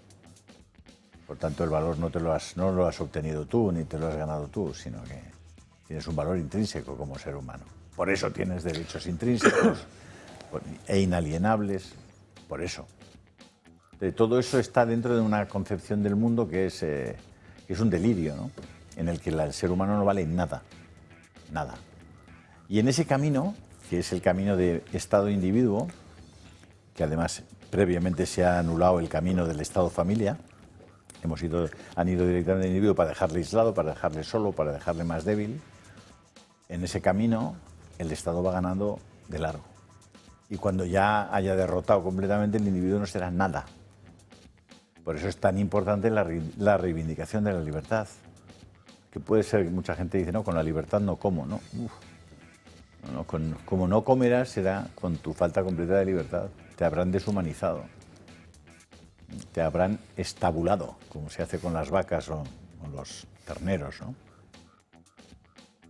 Me miras, Alba, como diciendo, este tío que dice. No, te escucho. He escuchado tu reflexión y la comparto contigo. La primera parte de la pregunta de cuánto vale. Yo me acuerdo de una conferencia de un profesor de filosofía que tú también debes conocer, que empezaba así, entonces iba por países y decía $1, medio dólar, $0,25, ¿cuánto vale la vida humana? ¿Cuánto vale intrínsecamente? ¿Cuánto vale extrínsecamente? Intrínsecamente, pues aparte había una cosa que ponía infinito, pero eso ya era un tema de cuánto vale para Dios. ¿Y tú, Gabriel, cómo lo ves? A ver. Encuesta, entrevista a Gabriel. No, por muchas de estas situaciones yo creo que uno no se da cuenta de lo que hay realmente hasta que no pisa un centro de mayores y ve la realidad de las situaciones. Y luego que desde propias instituciones, desde el gobierno, se tiende al abandono y luego si vemos lo que refleja la realidad, quién realmente está cuidando a estas personas mayores, suelen ser congregaciones y asociaciones, sobre todo en partes finales de la propia vida o gente que ha sido repudiada de la propia sociedad, son asociaciones yo conozco el caso de Madrid de monjas en ese sentido, que a raíz de voluntarios, nadie aporta ningún tipo de dinero, que son las únicas personas que se preocupan realmente de tener una muerte digna, del concepto de muerte digna que es, no el que la izquierda en este caso considera. Yo recomiendo que para hacerse eco de lo que realmente pasa en un centro de mayores, una residencia de ancianos, para saber el abandono que tienen por parte, muchas veces desgraciadamente, de los propios familiares y de las propias instituciones, pues ir allí y fijarse con los propios ojos lo que significa la vida y lo que significa la muerte, que también creo que es algo muy importante. Sí, hay un asunto añadido. Creo que hay una película de Jeremy Barton o algo así, que es un chico que cada día es más joven, ¿no? Pero el resto no funciona así. O sea, el resto es al revés. Lo digo por todos aquellos políticos o medio pensionistas que consiguen diseñar el trato de la gente mayor así de triste o así de, diríamos, de vegetal, que se den cuenta que si alguna enfermedad se cura es su juventud y van a acabar como ellos todos. Con lo cual, incluso egoístamente, valdría la pena preparar a la sociedad para que la atención al mayor sea espectacularmente buena, porque todo el mundo va a ser mayor, menos el Jeremy Barton que no sé exactamente quién es. También Dorian Gray. ¿Eh? Dorian Gray. No. Jeremy Barton, el extraño caso de no sé qué. Sí, el extraño caso de Benjamin. Benjamin. Estaba pensando... En fin, pero bueno, de todas formas, y ya con esto cerramos antes de la siguiente crónica, ya que ha mencionado Julio la cuestión del aborto, deciros que no todo está perdido, porque, bueno, ya lo sabe todo el mundo porque Julio aquí lo contó en abierto, que estoy embarazada, y cuando precisamente lo estaba empezando a contar, de 3 meses, mucha gente que me ha felicitado le decía, bueno, mira la eco, mira lo que es, ¿estarías de acuerdo con matar a esto? Entonces ya cambiaban un poco el mensaje, así que bueno, también eso, no todo está perdido. En fin, Gaby, ¿qué otra noticia nos traes para hoy? Últimamente, la pregunta, ¿España es racista? Está en la sociedad por episodios que hemos vivido frecuentemente, pues al cabo de últimos días, últimos meses, últimos años, podríamos decir. Y el gobierno creó un informe que es el impacto del racismo en España. Lo creó en la primera edición en 2020 y ahora en 2024 ha creado otra, pero ellos mismos buscaban otra tendencia. El informe se llama Percepción de la discriminación por origen racial o étnico por parte de sus potenciales víctimas en 2024. Básicamente querían demostrar cómo sí hay diferentes grupos de la sociedad que están sufriendo un racismo muy fuerte por otros grupos, y lo dice así, ya sean dependiendo del color, de la situación social. Y uno de los grafismos dice que es la evolución del grado del racismo en una escala del 1 al 10, ahí querían demostrar lo que venía siendo, pues en el grafismo llegas al 5, dos columnas simplemente. Querían demostrar que España sí que es racista, que superasen del 5 al 10, que el 10 es la máxima puntuación, pues muchos se quedan en el 4,3, 4,6. Simplemente el porcentaje perceptual de 2020, que no se puede comparar al 2024, es de 2 puntos. Y con esto se han gastado 113.000 euros por un informe tergiversado para decir que crece el racismo. Esto es una exclusiva de Objective y dice que Igualdad denuncia un aumento de la discriminación basándose en una encuesta que no arroja cambios significativos. Estos cambios han cambiado la metodología. 2020, plena pandemia, eran encuestas telefónicas, ahora han sido más de 2.000 encuestas presenciales, pero lo que querían demostrar estos 113.000 euros que se ha gastado el propio gobierno es cómo ha evolucionado el racismo, pero simplemente han cambiado en 2 puntos y la metodología, quiero incidir en ello, es muy diferente de la época 2020 a la del 2024. Este trabajo fue encargado por el propio Ministerio de Igualdad a una consultora por 108.000 euros y su presentación en un acto en la Semana Antirracista que fue celebrada el pasado mes de marzo costó más los 108.000, pues más 4.000, pues en total la suma de cantidades, 108.000 solo para el informe, 4.400 solo para el evento de la presentación del informe, que ellos consideraban y querían que lo reflejase así, cómo España ha ido evolucionando en el racismo, cómo España es racista, cómo diferentes grupos étnicos están sufriendo pues estos actos contra ellos mismos en la propia sociedad, pero se han dado cuenta que el porcentaje es mínimo de la evolución, simplemente un 2%, quiero remarcarlo. Y cuando se hace este tipo de informes, llama mucho la atención también el efecto que tiene dentro de la sociedad o incluso dentro de los funcionarios. Esto como se ve, las propias descargas del documento. Si vamos a ellas, en total de este documento son 172 descargas únicas del estudio completo, que tiene 284 páginas, y otras 133 descargas del resumen solo ejecutivo. Además también pagaron a la empresa para que fuese en inglés. Claro, le ha salido. Y dice que, que incluía la traducción por completo y simplemente ha habido 15 descargas. El propio gobierno se gasta... Y una de ellas es nuestra, para poder contársela. Bueno, hay que sumarla, ahora son de 16 más. Entonces el gobierno gasta este dinero en una consultora para que reporten un informe sobre el racismo, cambiando metodología del 2020 al 2024, esperando y recalcando que el racismo se incluya y se vea como esa evolución en un cuadro gráfico de cómo España es racista, y se encuentran con que simplemente ha cambiado 2 puntos. Pero claro, y también recalcar que no se puede comparar, en 2020 pandemia, 2024 otro tipo de situación. Pero eso no se lo cuentes a los de la consultora, que les ha ido muy bien el dinerito. Bueno, ya han cobrado. Por eso, entonces lo que pasa es que se han arriesgado, si las conclusiones no son las esperadas, creo que tendrán que vivir muchos años con ese dinero, buscarse otro chollo, porque habrá gente intentando apuntarse a... Porque no está mal, para hacer un informecito. No está nada mal. No tengo pruebas, pero tampoco dudas. Esto es lo que es la frase típica de que finalmente volverá a producirse. Y no sabemos si estaba incluida la cena de Salamanca. Porque esa es la ministra de... Me encanta eso de no Valladolid. tener pruebas, pero tengo dudas. Yo tenía un profesor que me decía, siempre que tenga usted alguna duda, venga a mí que se la ampliaré con mucho gusto. En fin, Gaby, gracias por estas crónicas de Manuel. Pero una persona... Tenemos chiste. No, chiste. No chiste. Una persona que él no tenía dudas al enfrentarse a la realidad, pero como una de sus pantallas creo que se equivocó un poco, está toreando con el traje y de repente al coche, ahí va, que es la policía.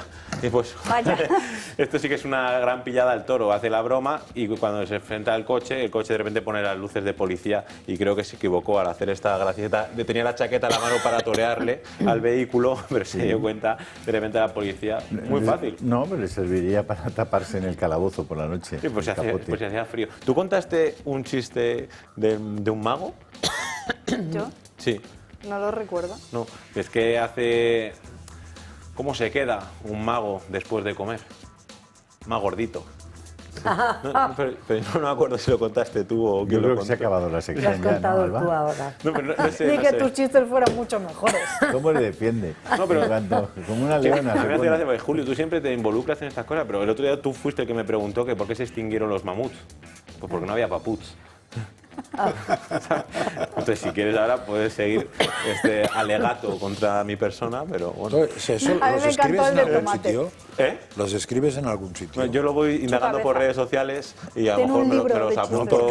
Porque ya llevas... Yo tengo un WhatsApp personal conmigo mismo y me voy apuntando todo lo que veo. No es fácil encontrar tantos chistes de esos. A mí me encantó el del tomate, porque el tomate no toma café. Porque tomate, claro. Sí, no, eso parece... Ese es de la cosecha de Gaby también, que aquí es quien nos ilustra. En fin, Gaby, gracias por sacarnos una sonrisa como siempre. Vamos con otra cuestión, porque el que no está, o el que no debe estar para risas hoy es José Luis Ábalos, al que esa misma mañana varios agentes han entrado en su casa de Valencia para llevar a cabo un registro en el que poder hacerse con diversa documentación sobre los contratos de obras públicas. Por otro lado, claro, seguro que lo tiene en casa todo ahora, ordenado y además para... Archivado, mirad, ¿no? Aquí, son los... Aquí tengo el dinero... La ventaja de no tener tiempo de esconder la documentación, ¿no? A estas alturas cuando estás tan ocupado en la con cárcel. el tiempo que ha pasado. Y en el día de ayer, Teresa Rivera, que comparecía en la comisión del caso Koldo del Senado, reconocía que, pues, evidentemente, se reunió con Víctor de Aldama, aunque remarcó que en esas reuniones no estaba Begoña Gómez. La vicepresidenta de la Comisión Europea y exministra admite en el Senado que se reunió una vez con Víctor de Aldama, pero solo porque acompañaba a Javier Hidalgo para hablar sobre una iniciativa sobre la España vaciada. En efecto, yo conocí a este señor Víctor de Aldama en calidad de acompañante, de integrante del equipo de personas que vinieron con el consejero delegado de Globalia a una reunión en julio de 2020. En la comisión de investigación sobre el caso Koldo, la exministra de Transición Ecológica ha negado que la esposa del presidente, Begoña Gómez, estuviera presente en esa reunión. No, no es cierto. Y que ésta participara en el rescate de Air Europa. No tengo ni idea de qué es lo que hizo la señora Begoña Gómez. Hasta donde yo conozco a la señora Begoña Gómez, lo que me dicen, ha sido una persona sumamente prudente y discreta y no ha participado en decisiones del Gobierno porque obviamente no forma parte del Gobierno. Tras ese encuentro, Rivera admite que recibió los mensajes que Aldama escribió en calidad de asesor de Hidalgo y asegura que desde entonces no volvió a encontrarse ni a hablar con él. La vicepresidenta se ha desmarcado también del caso de hidrocarburos y de la licencia concedida a Villafuel. Mi relación con este proyecto, en el de hidrocarburos, fue igual a cero. Es decir, yo me entero de la existencia de esa licencia cuando se hace público el fraude de hidrocarburos de esa compañía en la que parece ser que el señor Víctor de Aldama está involucrado, con un fraude fiscal de 182 millones de euros y evidentemente pido información al Ministerio. La exministra ha negado las declaraciones de Aldama de haberse reunido con la vicepresidenta venezolana Delcy Rodríguez en su viaje a España a principios del 2020, pese a tener prohibido pisar suelo europeo. En el día de ayer, Julio lo publicaba a través de su canal de Telegram, también lo compartía aquí en directo en Dando Caña, el listado de medios que iban a estar publicando los diversos audios de Villarejo. En el día de ayer escuchábamos el de Villarejo con María Dolores de Cospedal diciendo que había que matar al fiscal Grinda, y en estas últimas horas hemos conocido el de Villarejo acerca de las saunas del suegro de Pedro Sánchez y la participación de la propia Begoña Gómez. ¿Cómo se le ocurre a este hombre decir un día, 15 días antes de las elecciones, vamos a sacar una ley contra la prostitución, y su suegro con y su padre? Pero que hay que ser tonto a los tres. Pero perdona, él cuando no tenía curro estuvo hablando con un par de asesores fiscales para ver cómo metían lo que ganaba su parienta, que lo ganaba porque estaba en el negocio del cuerno del padre. Ha llegado a hablar hasta con los que le hacían la asesoría, digamos, contable y tal, la declaración de Hacienda. Y el problema que tenía ella era cómo justificar los ingresos. Decía que asesoraba, que no sé qué, lo pagaban, ¿no? Pues te llevan la contabilidad de la sauna de tu viejo y de tu tío. Hace tiempo. Pues bueno, hace mucho ese de cuando audio Villarejo, pues, al final lleva circulando muchísimo tiempo, pero sí que es cierto que de vez en cuando vuelve a salir o vuelven a salir partes nuevas, ¿no, Julio? Sí, pues que es que hay tantos audios, tantos audios. Pero ¿quién está detrás de eso ahora? Porque no hace ningún favor a Sánchez. Ahora se los entregó la de las cloacas. Estos pertenecen al USB, al pendrive, que Leire entregó a la Fiscalía, que Leire 10 entregó a la Fiscalía. ¿Y que ha ido a parar al país? Claro. Este estaba en The Objective, también El País está publicando y algún otro medio que también. Hay varios medios que ya lo tienen. Primero, la sensación que tengo yo, sin saber fue El País. Sin saber de eso, pero la sensación del vídeo que se publicó ayer era lo que será en catalán sería empastifar, es decir, que la porquería cubriera también al PP, a Cospedal, una tía suya. Y en cambio la de hoy, no acabo de ver qué tiene que ver el PP ahí, con lo cual me da la sensación de que la de hoy va más bien a meterle otro exocet a un tal Pedro Sánchez y a su encantadora esposa y a su suegro y entorno familiar, con lo cual veo direcciones distintas. Entonces, como no he seguido estas porquerías, no las domino, no sé si lo está sacando el mismo que sacó ayer o va a haber una batalla entre medios pero ahora. Ayer fue El País, esto es de Objective. Claro, con lo cual estamos en un lado van a sacar un tipo y en el otro lado van a sacar otro, aunque todos tengan todo. Y Julio tiene todo, has escuchado, y yo eso lo había escuchado, no sé si lo habías puesto tú. Ya es tan viejo ese tema, tú llegaste a ya poner estuvo Telegram. Para todos los gustos, hay para todos los gustos. Pero vamos a ver, Villarejo era policía, eso todo el mundo lo sabía. Que Villarejo grabó a todo el mundo. Es como si ahora vuelven a sacar las grabaciones de Dolores Delgado y Garzón con Villarejo cuando le llamaron lo que le llamaron al ministro. Entonces, el que está metido en el fango, ellos que tanto hablaron del fango, si saca fango, el fango les llega por todas partes, porque antes nadie hablaba, o sí se hablaba, en determinados lugares y en un determinado silencio del negocio del padre y del tío, no del padre solo, de doña Begoña Gómez, y que ahora no sé por qué esta señora en el Senado dice, no, es que Begoña, la mujer del presidente, es una mujer muy prudente y muy discreta.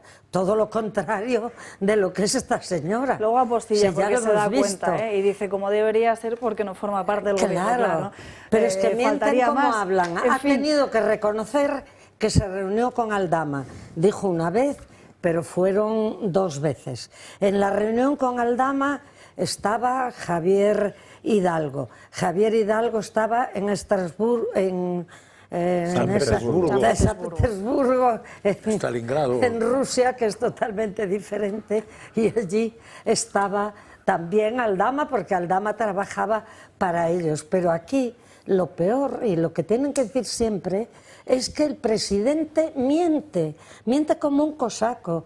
La primera fotografía que salió de Aldama con el presidente cogiditos del brazo en aquella reunión y en un sitio privado dentro de la reunión, enseguida salieron a decir los del PSOE, en esa unanimidad del relato que le mandan contar y del papelito que le dan, porque es increíble que los ministros digan todo es lo mismo. Y es precisamente Víctor de Aldama quien asegura que habrá más audios contra Pedro Sánchez.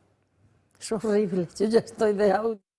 Van a salir más grabaciones y van a salir más cosas muy comprometedoras, incluso de, bueno, pues uno de los empresarios diciéndole que si el presidente, no dice el presidente, pero dice que si Pedro está enterado. Yo he escuchado esa conversación que te estoy diciendo ahora.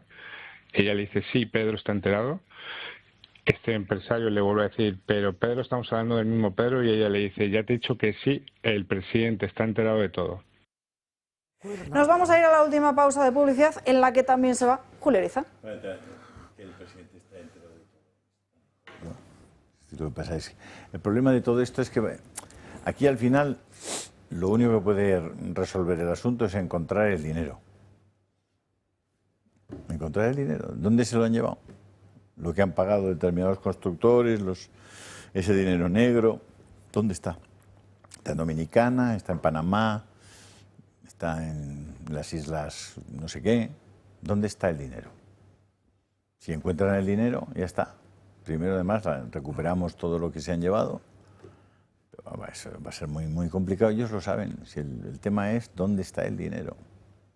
Y no pagarán los políticos.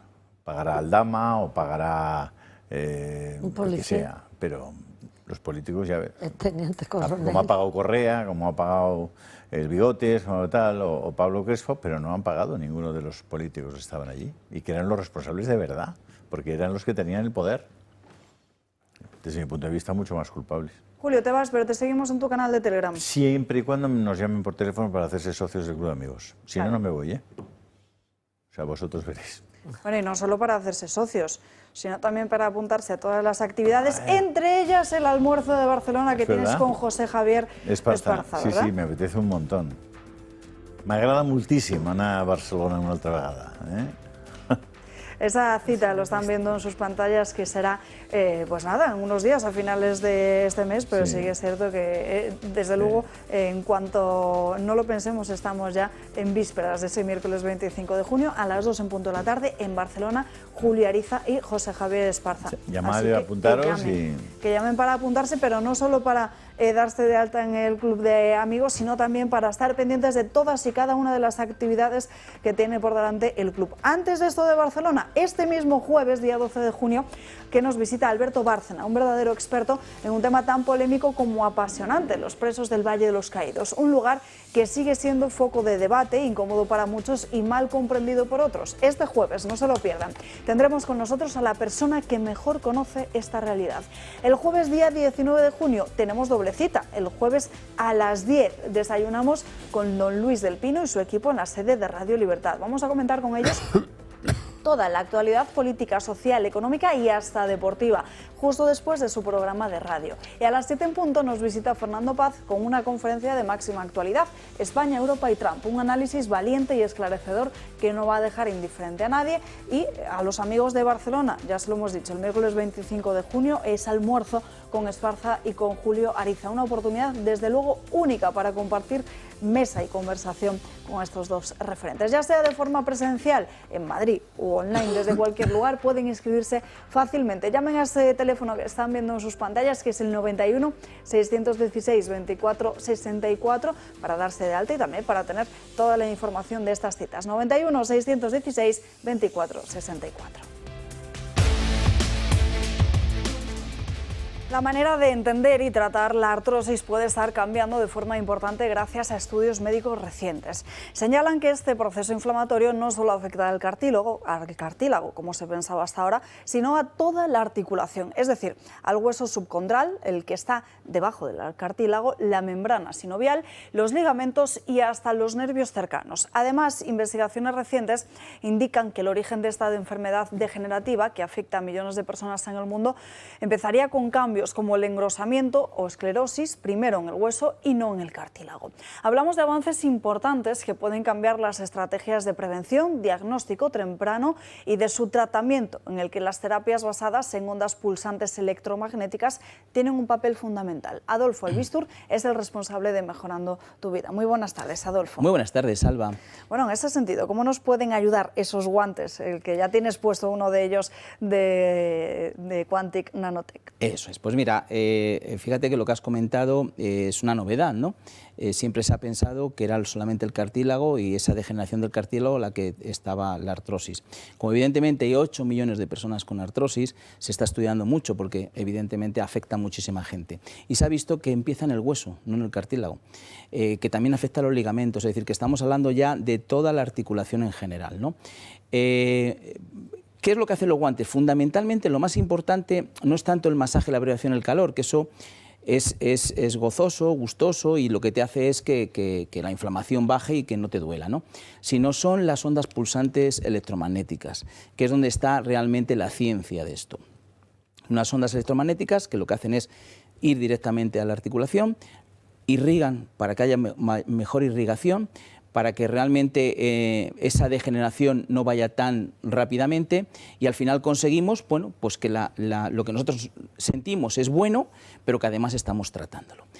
Este tratamiento, si tuviéramos que hacerlo pues, en diferentes lugares, pues estaríamos hablando de ir a muchos sitios, hacer diferentes terapias y lo haríamos a lo mejor un día, 2, 3 o una semana, no más, porque es imposible. Sin embargo, con los guantes en casa durante 20 minutos, pues es sensacional, porque tú te los colocas por la mañana, te estás haciendo cosas tranquilamente y los guantes están haciendo esa función que es lo que tienen que hacer, ¿no? Anterior a este guante se pone, mucha gente se ha hecho parafina, que parafina al final es meter las manos en unos baños de parafina, ponerse un guante de plástico, estar ahí un ratito, ¿no? Que va muy bien. Bueno, pues aquí lo que hacemos es sustituir esa parafina por una crema que es analgésica antiinflamatoria, totalmente natural, y luego ya pones el guante, con lo cual estamos haciendo los tratamientos a la vez. Y luego para cuando tenemos una artrosis, que ya estamos hablando de la rodilla, o incluso tenemos problema de rodilla, una operación o algo, aquí trabajamos con terapias de luz, infrarrojo y ultravioleta, que lo que hace es penetrar más lejos, porque claro, la articulación está en la rodilla, está más lejos, y con masaje vibración y calor. Son 10 minutos y luego tenemos el cinturón para aquellas personas con esa lumbalgia, esa cervicalgia, que a veces es postural, no tanto artrosis, pero que muchos la padecemos. Así que creo que con el CEPAC pues cubrimos todas aquellas partes más complicadas donde la artrosis pues hace su daño y hace su efecto. Sí. Soy usuario de la cosa. Sí, de la cosa no, de las 3 cosas. De las 3 cosas. Si algo tienen en común las 3 cosas, además de que las ofreces tú, es el tema del calor, de la temperatura. Sí. Alguna de ellas generosa, además. Bien. Pero es que ahora llega el verano. Entonces, ¿es recomendable aguantar estoicamente el calor de verano y el calor del aparato? O, si hace mucho calor, con quitar el calor y usar los otros métodos ya es suficiente. Vale, o sea, al final es un sumatorio, el calor es un sumatorio que va muy bien. Además el calor lo que hace es te baja tu nivel de dolor. O sea, el calor está demostrado que lo que hace en la mente es bajar tu nivel de dolor. Es decir, si realmente tienes dolor, sí que tienes que aguantar un poquito el calor, ¿no? No se trata de que lo pasemos mal. Si lo puedes poner bien, o sea, si lo quieres poner un poquito más bajo... También es verdad que de los tres, dos tienen graduación de calor. Eso es también. El cinturón y la rodillera. Los guantes, que sepa yo, no. El tratamiento más importante es terapia de luz en estos casos y lo que es el pulsante, ondas pulsantes en este. Eso es el tratamiento. Lo que pasa que tanto el masaje, la relación del calor, pues evidentemente es esto. Y el calor sí que hace que tal, o sea, si podemos aguantar un poquito, como al final son 10 minutos aquí, 20 aquí, pues lo aguantamos un poquito, vamos, aunque sea verano. Te das cuenta que va llegando el verano y dices, y como no soy chino, lo digo porque hoy en el metro había dos chinos que iban con guantes en pleno verano, digo, pues deben ser los chinos que son distintos. Yo no soy chino, no de estos, guantes, guantes de piel, guantes de piel. Adolfo, ¿dónde lo podemos conseguir y con qué? Bueno, pues ahí tenéis un teléfono, estamos deseando que nos llaméis para contaros bien todo, haceros un 30% de descuento, regalaros la té de medicina, regalaros el libro Historia de nuestros médicos, 900-730-122. Muchísimas gracias, Gracias Adolfo. Por cierto, muy pendientes a esta hora de la rueda de prensa. Tras el Consejo de Ministros, acaban de preguntar a la ministra portavoz, a Pilar Rodríguez, por la cuestión del fiscal general del Estado. Lo que ha dicho Alegría es que defiende la presunción de inocencia. Sí que es cierto que vuelve a cargar desde esa mesa del Gobierno contra los jueces. Dice que hay algunos magistrados que están haciendo las cosas muy difíciles de entender. El Ejecutivo mantiene su total confianza en Álvaro García Ortiz, niega haber dado instrucciones por parte de Presidencia del Gobierno al fiscal para que actuase que actuase de cierta forma en esta cuestión. Dice que no lo han hecho nunca en ningún caso. En el auto dicen que no hay ninguna prueba directa de que el fiscal general del Estado filtrase nada.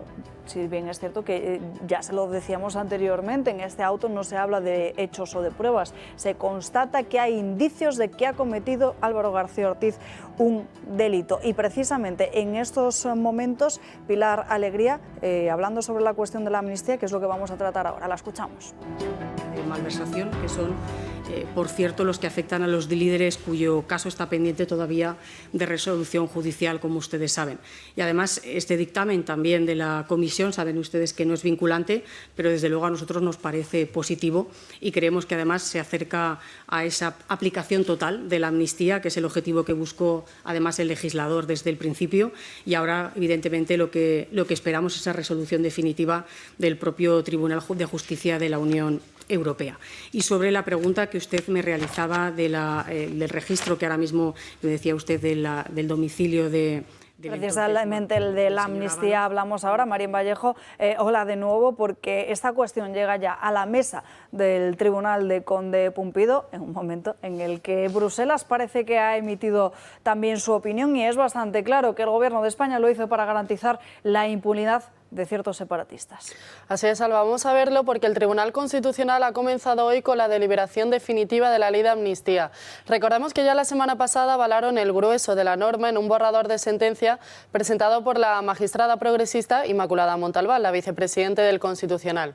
Hoy se expone ante el resto de la sala ese borrador con la vista puesta en la semana del 23 al 27 de junio, que será cuando se vote de manera definitiva la ponencia. Conde Pumpido ha decidido habilitar toda esa semana para afrontar este tema y así evitar llegar al mes de julio. Lo hace también para, de cara al mes de septiembre, afrontar todos los recursos a la norma.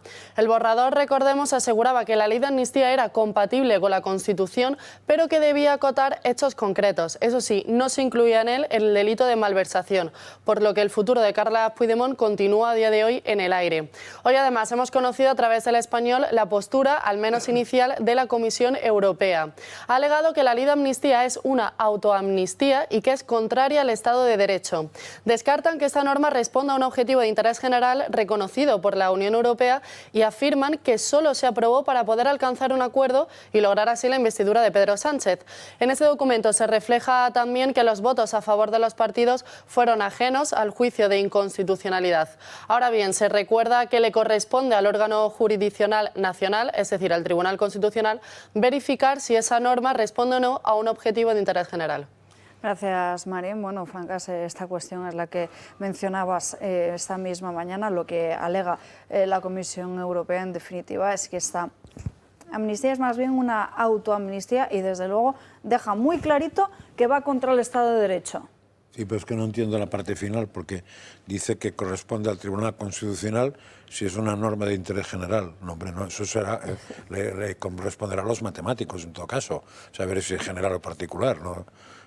Los jueces no tienen ni puñetera idea. Quiero decir, si afecta a unas personas que han hecho una determinada cosa en un determinado sitio y por determinado tema ya se ve que es particular, lo diga el Constitucional o el Vaticano.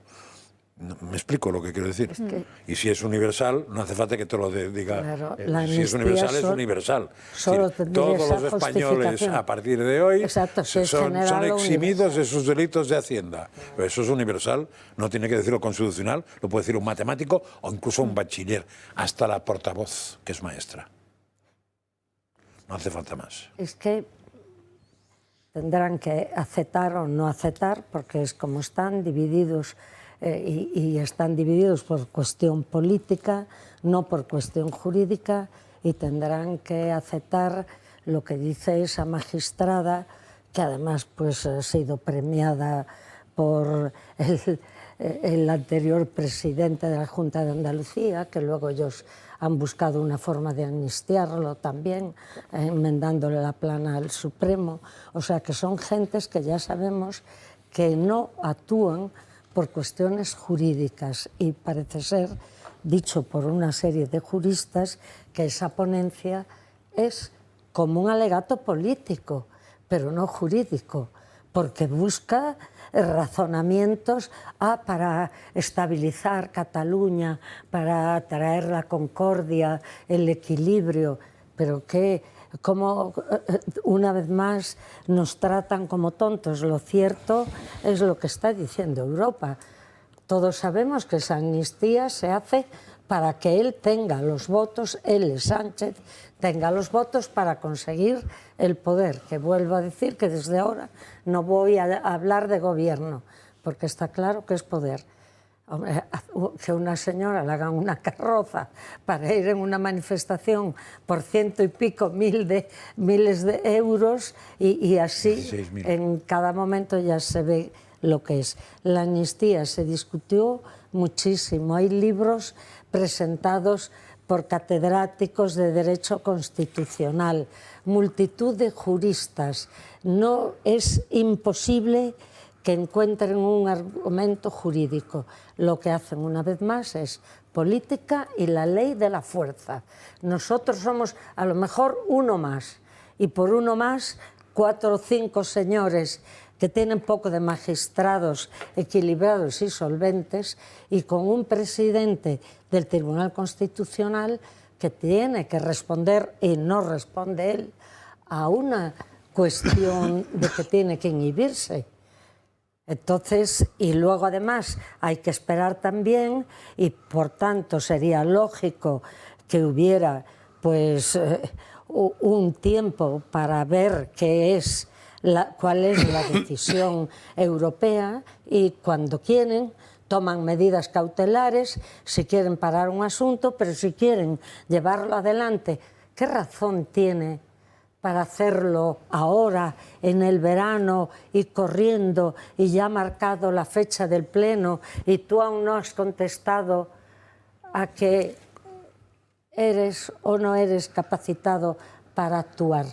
Y claro, no dará marcha atrás, porque si lo inhabilitan no tienen número suficiente.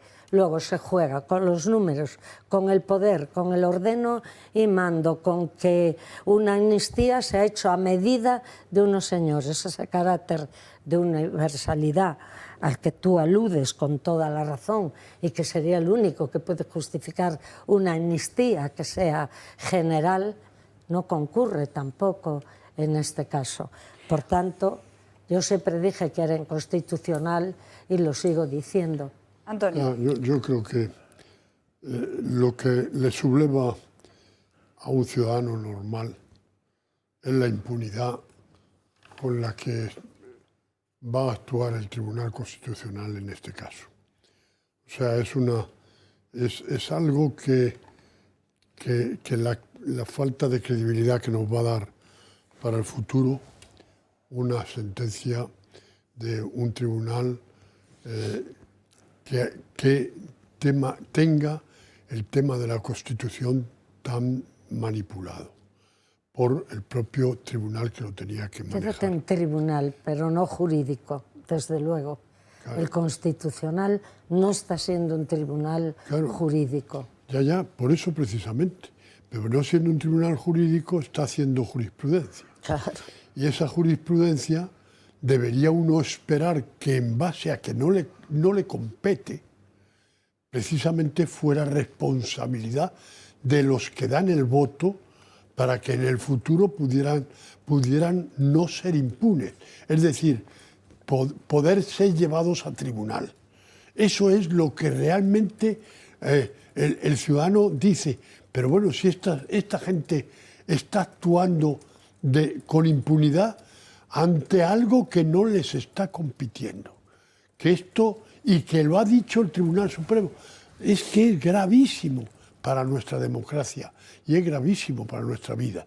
O sea, aquí hay 2 o 3 cosas que nos han hecho las incógnitas del 11M, la incógnita que va a suponer esta decisión del Tribunal Constitucional de cara al futuro en un tema tan trascendente como es el tema catalán.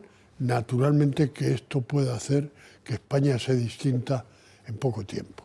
Y esto debería ser grave. Tenemos que irnos ya con Sandro Meco de Dos Continentes, pero antes contarles que en Aragón se ha llegado a un pacto contra la despoblación. Se va a poner por parte del gobierno autonómico y también de las diputaciones hasta un total de 64 millones de euros hasta el año 2028. 3 instituciones provinciales van a movilizar esta cuantía en el territorio aragonés. Una prórroga además que está prevista también durante 2 años más, lo que estaría ampliando esa inversión de hasta unos 96 millones de euros, con lo que se busca, como decimos, es evitar esa despoblación, que es un compromiso común, independientemente, dicen, del signo político, por lo que desde el gobierno de Jorge Azcón se califica de histórico este acuerdo. Azcón ha asegurado en estas últimas horas que no solo se habla de multiplicar el presupuesto, sino también de cooperar, coordinarnos independientemente de esos colores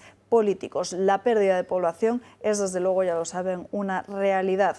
De hecho, en el caso de Zaragoza, fíjense, viven 3/4 partes de los habitantes en el 5% del territorio de la provincia, y es algo que se ha hecho notar en estos últimos años. Acuerdo en Aragón contra la despoblación. Y ahora sí, nos vamos hasta California con Sandro Meco de Dos Continentes.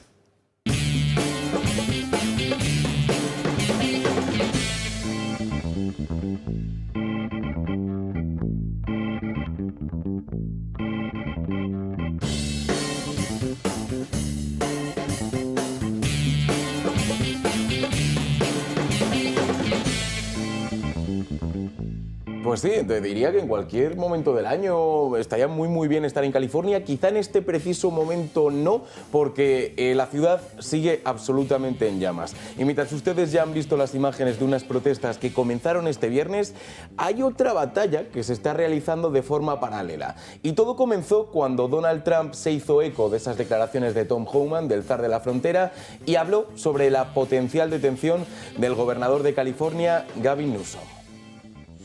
Gavin Newsom está desafiando a Tom Homan a que venga y lo arreste. ¿Debería hacerlo? Yo lo haría si fuera Tom. Creo que es un tío genial. A Gavin le gusta la publicidad, pero creo que sería algo genial. Ha hecho un trabajo horrible, mirad. Gavin Newsom me cae bien. Es un buen hombre, pero es un incompetente. Todo el mundo lo sabe. Y se lió. Cientos y cientos de titulares donde decían que Donald Trump era un dictador, que iba a detener al gobernador de California y que no iba a tener ningún tipo de reparo en, además, acabar con un hombre que puede ser el gran candidato de los demócratas en 2028. Bien, pues el hombre que lo comenzó todo, Tom Homan, ese zar de la frontera, habló para decir que las declaraciones quizás se habían sacado un poco de contexto. Creo que las cosas se han sacado de contexto. Aún no se ha cruzado ninguna línea, pero como cualquier otro ciudadano estadounidense, si se cruza una línea me da igual quién seas, la alcaldesa, el presidente, quien sea. Si se comete un crimen, habrá un procesamiento. Es decir, lo que Homan nos cuenta no es que vaya a detener directamente a Gavin Newsom, sino que todo aquel ciudadano que cometa un crimen irá a la cárcel y que da igual si es Mickey Mouse, Iron Man o el rey Jorge de Inglaterra, da absolutamente igual. Si se comete un crimen, se va a la cárcel. Bien, pues después de esto, la cuestión es que nos faltaba un punto de vista, el del propio Gavin Newsom. Y a Gavin, esto que nos contaba Trump de que le gustaba la publicidad y todo esto, al menos en este caso puede ser cierto, porque lejos de amedrentarse por esa amenaza de la detención, él, la verdad es que le ha parecido bastante bien el tema. Mira, por eso le dije al presidente, acaba con esto, arréstame a mí, sigue adelante. Si necesitas que una cabeza ruede, que sea la mía, pero deja de meterte con los niños. Con niños de 4 años, niños en primaria. Tenemos cientos de graduaciones de niños y no pueden ir a sus graduaciones. Ni las familias, abuelos, que están aquí de forma legal. Algunas familias con estatus mixtos en algunos casos. Y tienen miedo de ir a la graduación. Tienen miedo a caminar por la calle. Bueno, y todo esto mientras ocurre otra batalla más paralela, que es que por un lado el gobierno de los Estados Unidos ha decidido desplegar, si no me equivoco, 700 marines, sí, ahí está, 700 marines para ayudar a los agentes de la ley y a la Guardia Nacional en todas estas protestas, pero es que por otro lado, viendo estas declaraciones de Pete Hegseth, lo que ha hecho el gobierno de California es demandar al gobierno de los Estados Unidos por básicamente estar pisando su jardín, es decir, por tener las competencias de seguridad del Estado cuando por lo general es el Estado quien se ocupa de la seguridad del mismo. Pues no está fácil, desde luego, esta situación. Sí que es cierto que la mayoría de las protestas, todas las protestas están produciendo un feudo tradicional de los demócratas, así que entendemos que estas protestas también, ¿no, Sandro, van a seguir, francas? Siento que la pregunta sea muy de tontos, pero ¿quién es el de la gorra? ¿El de la frontera? ¿Quién es el de la frontera? Vale, a Kamala Harris se le acusaba o le decían de broma que era el zar de la frontera, que era la persona que se tenía que encargar de la seguridad de la frontera. Bien, pues lo que ha hecho Trump ha sido recoger eso y nombrar a este hombre, a Tom Homan, como zar de la frontera, que es el encargado, es un nuevo cargo y es el encargado de controlar los problemas, sobre todo en la frontera sur. Pero es un cargo gubernamental, ¿eh? Frontera Estados Unidos, México. Eso es. ¿Y qué rango tiene? ¿Qué capacidad tiene? ¿Fiscal? O sea, el que le ha dado el presidente. Claro, ¿Puede detener a alguien? No, bueno, a ver, en este caso sí, porque todas estas protestas, recordemos que se han hecho por esas deportaciones masivas. Entonces, todos aquellos inmigrantes ilegales que realicen algún crimen en estas manifestaciones sí pueden ser detenidos bajo la jurisdicción de Trump, el gobernador de California, el secretario de Defensa y en este caso también el zar de la frontera. Qué cosa más rara. Todo esto y mucho más, Sandro Meco, esta noche en Dos Continentes. Esta noche en el Toro Televisión hablamos de todo esto y también de lo que ha hecho Robert F. Kennedy con el comité de vacunas de los CDC y también una nueva cura. Ya hablaremos de ello. Te vemos. Último minuto, les recuerdo esa tragedia que se ha registrado esta misma mañana en Austria, donde al menos 10 personas han muerto en un tiroteo en un instituto de una ciudad austríaca. Entre los fallecidos se encuentran alumnos, profesores y también el supuesto agresor. Numerosos heridos han sido derivados a hospitales de la ciudad y el sospechoso habría sido encontrado muerto en uno de los aseos del instituto. Lo que se entiende es que sería uno de estos alumnos que luego posteriormente se suicidaría en uno de esos baños. Es la información que hasta el momento sabemos. No hay tiempo para más. Por lo demás, gracias a todos por acompañarnos a lo largo de esta mañana aquí en Dando Caña. Pueden seguir informados a través de nuestras redes sociales. Que pasen un feliz día y hasta mañana. Adiós.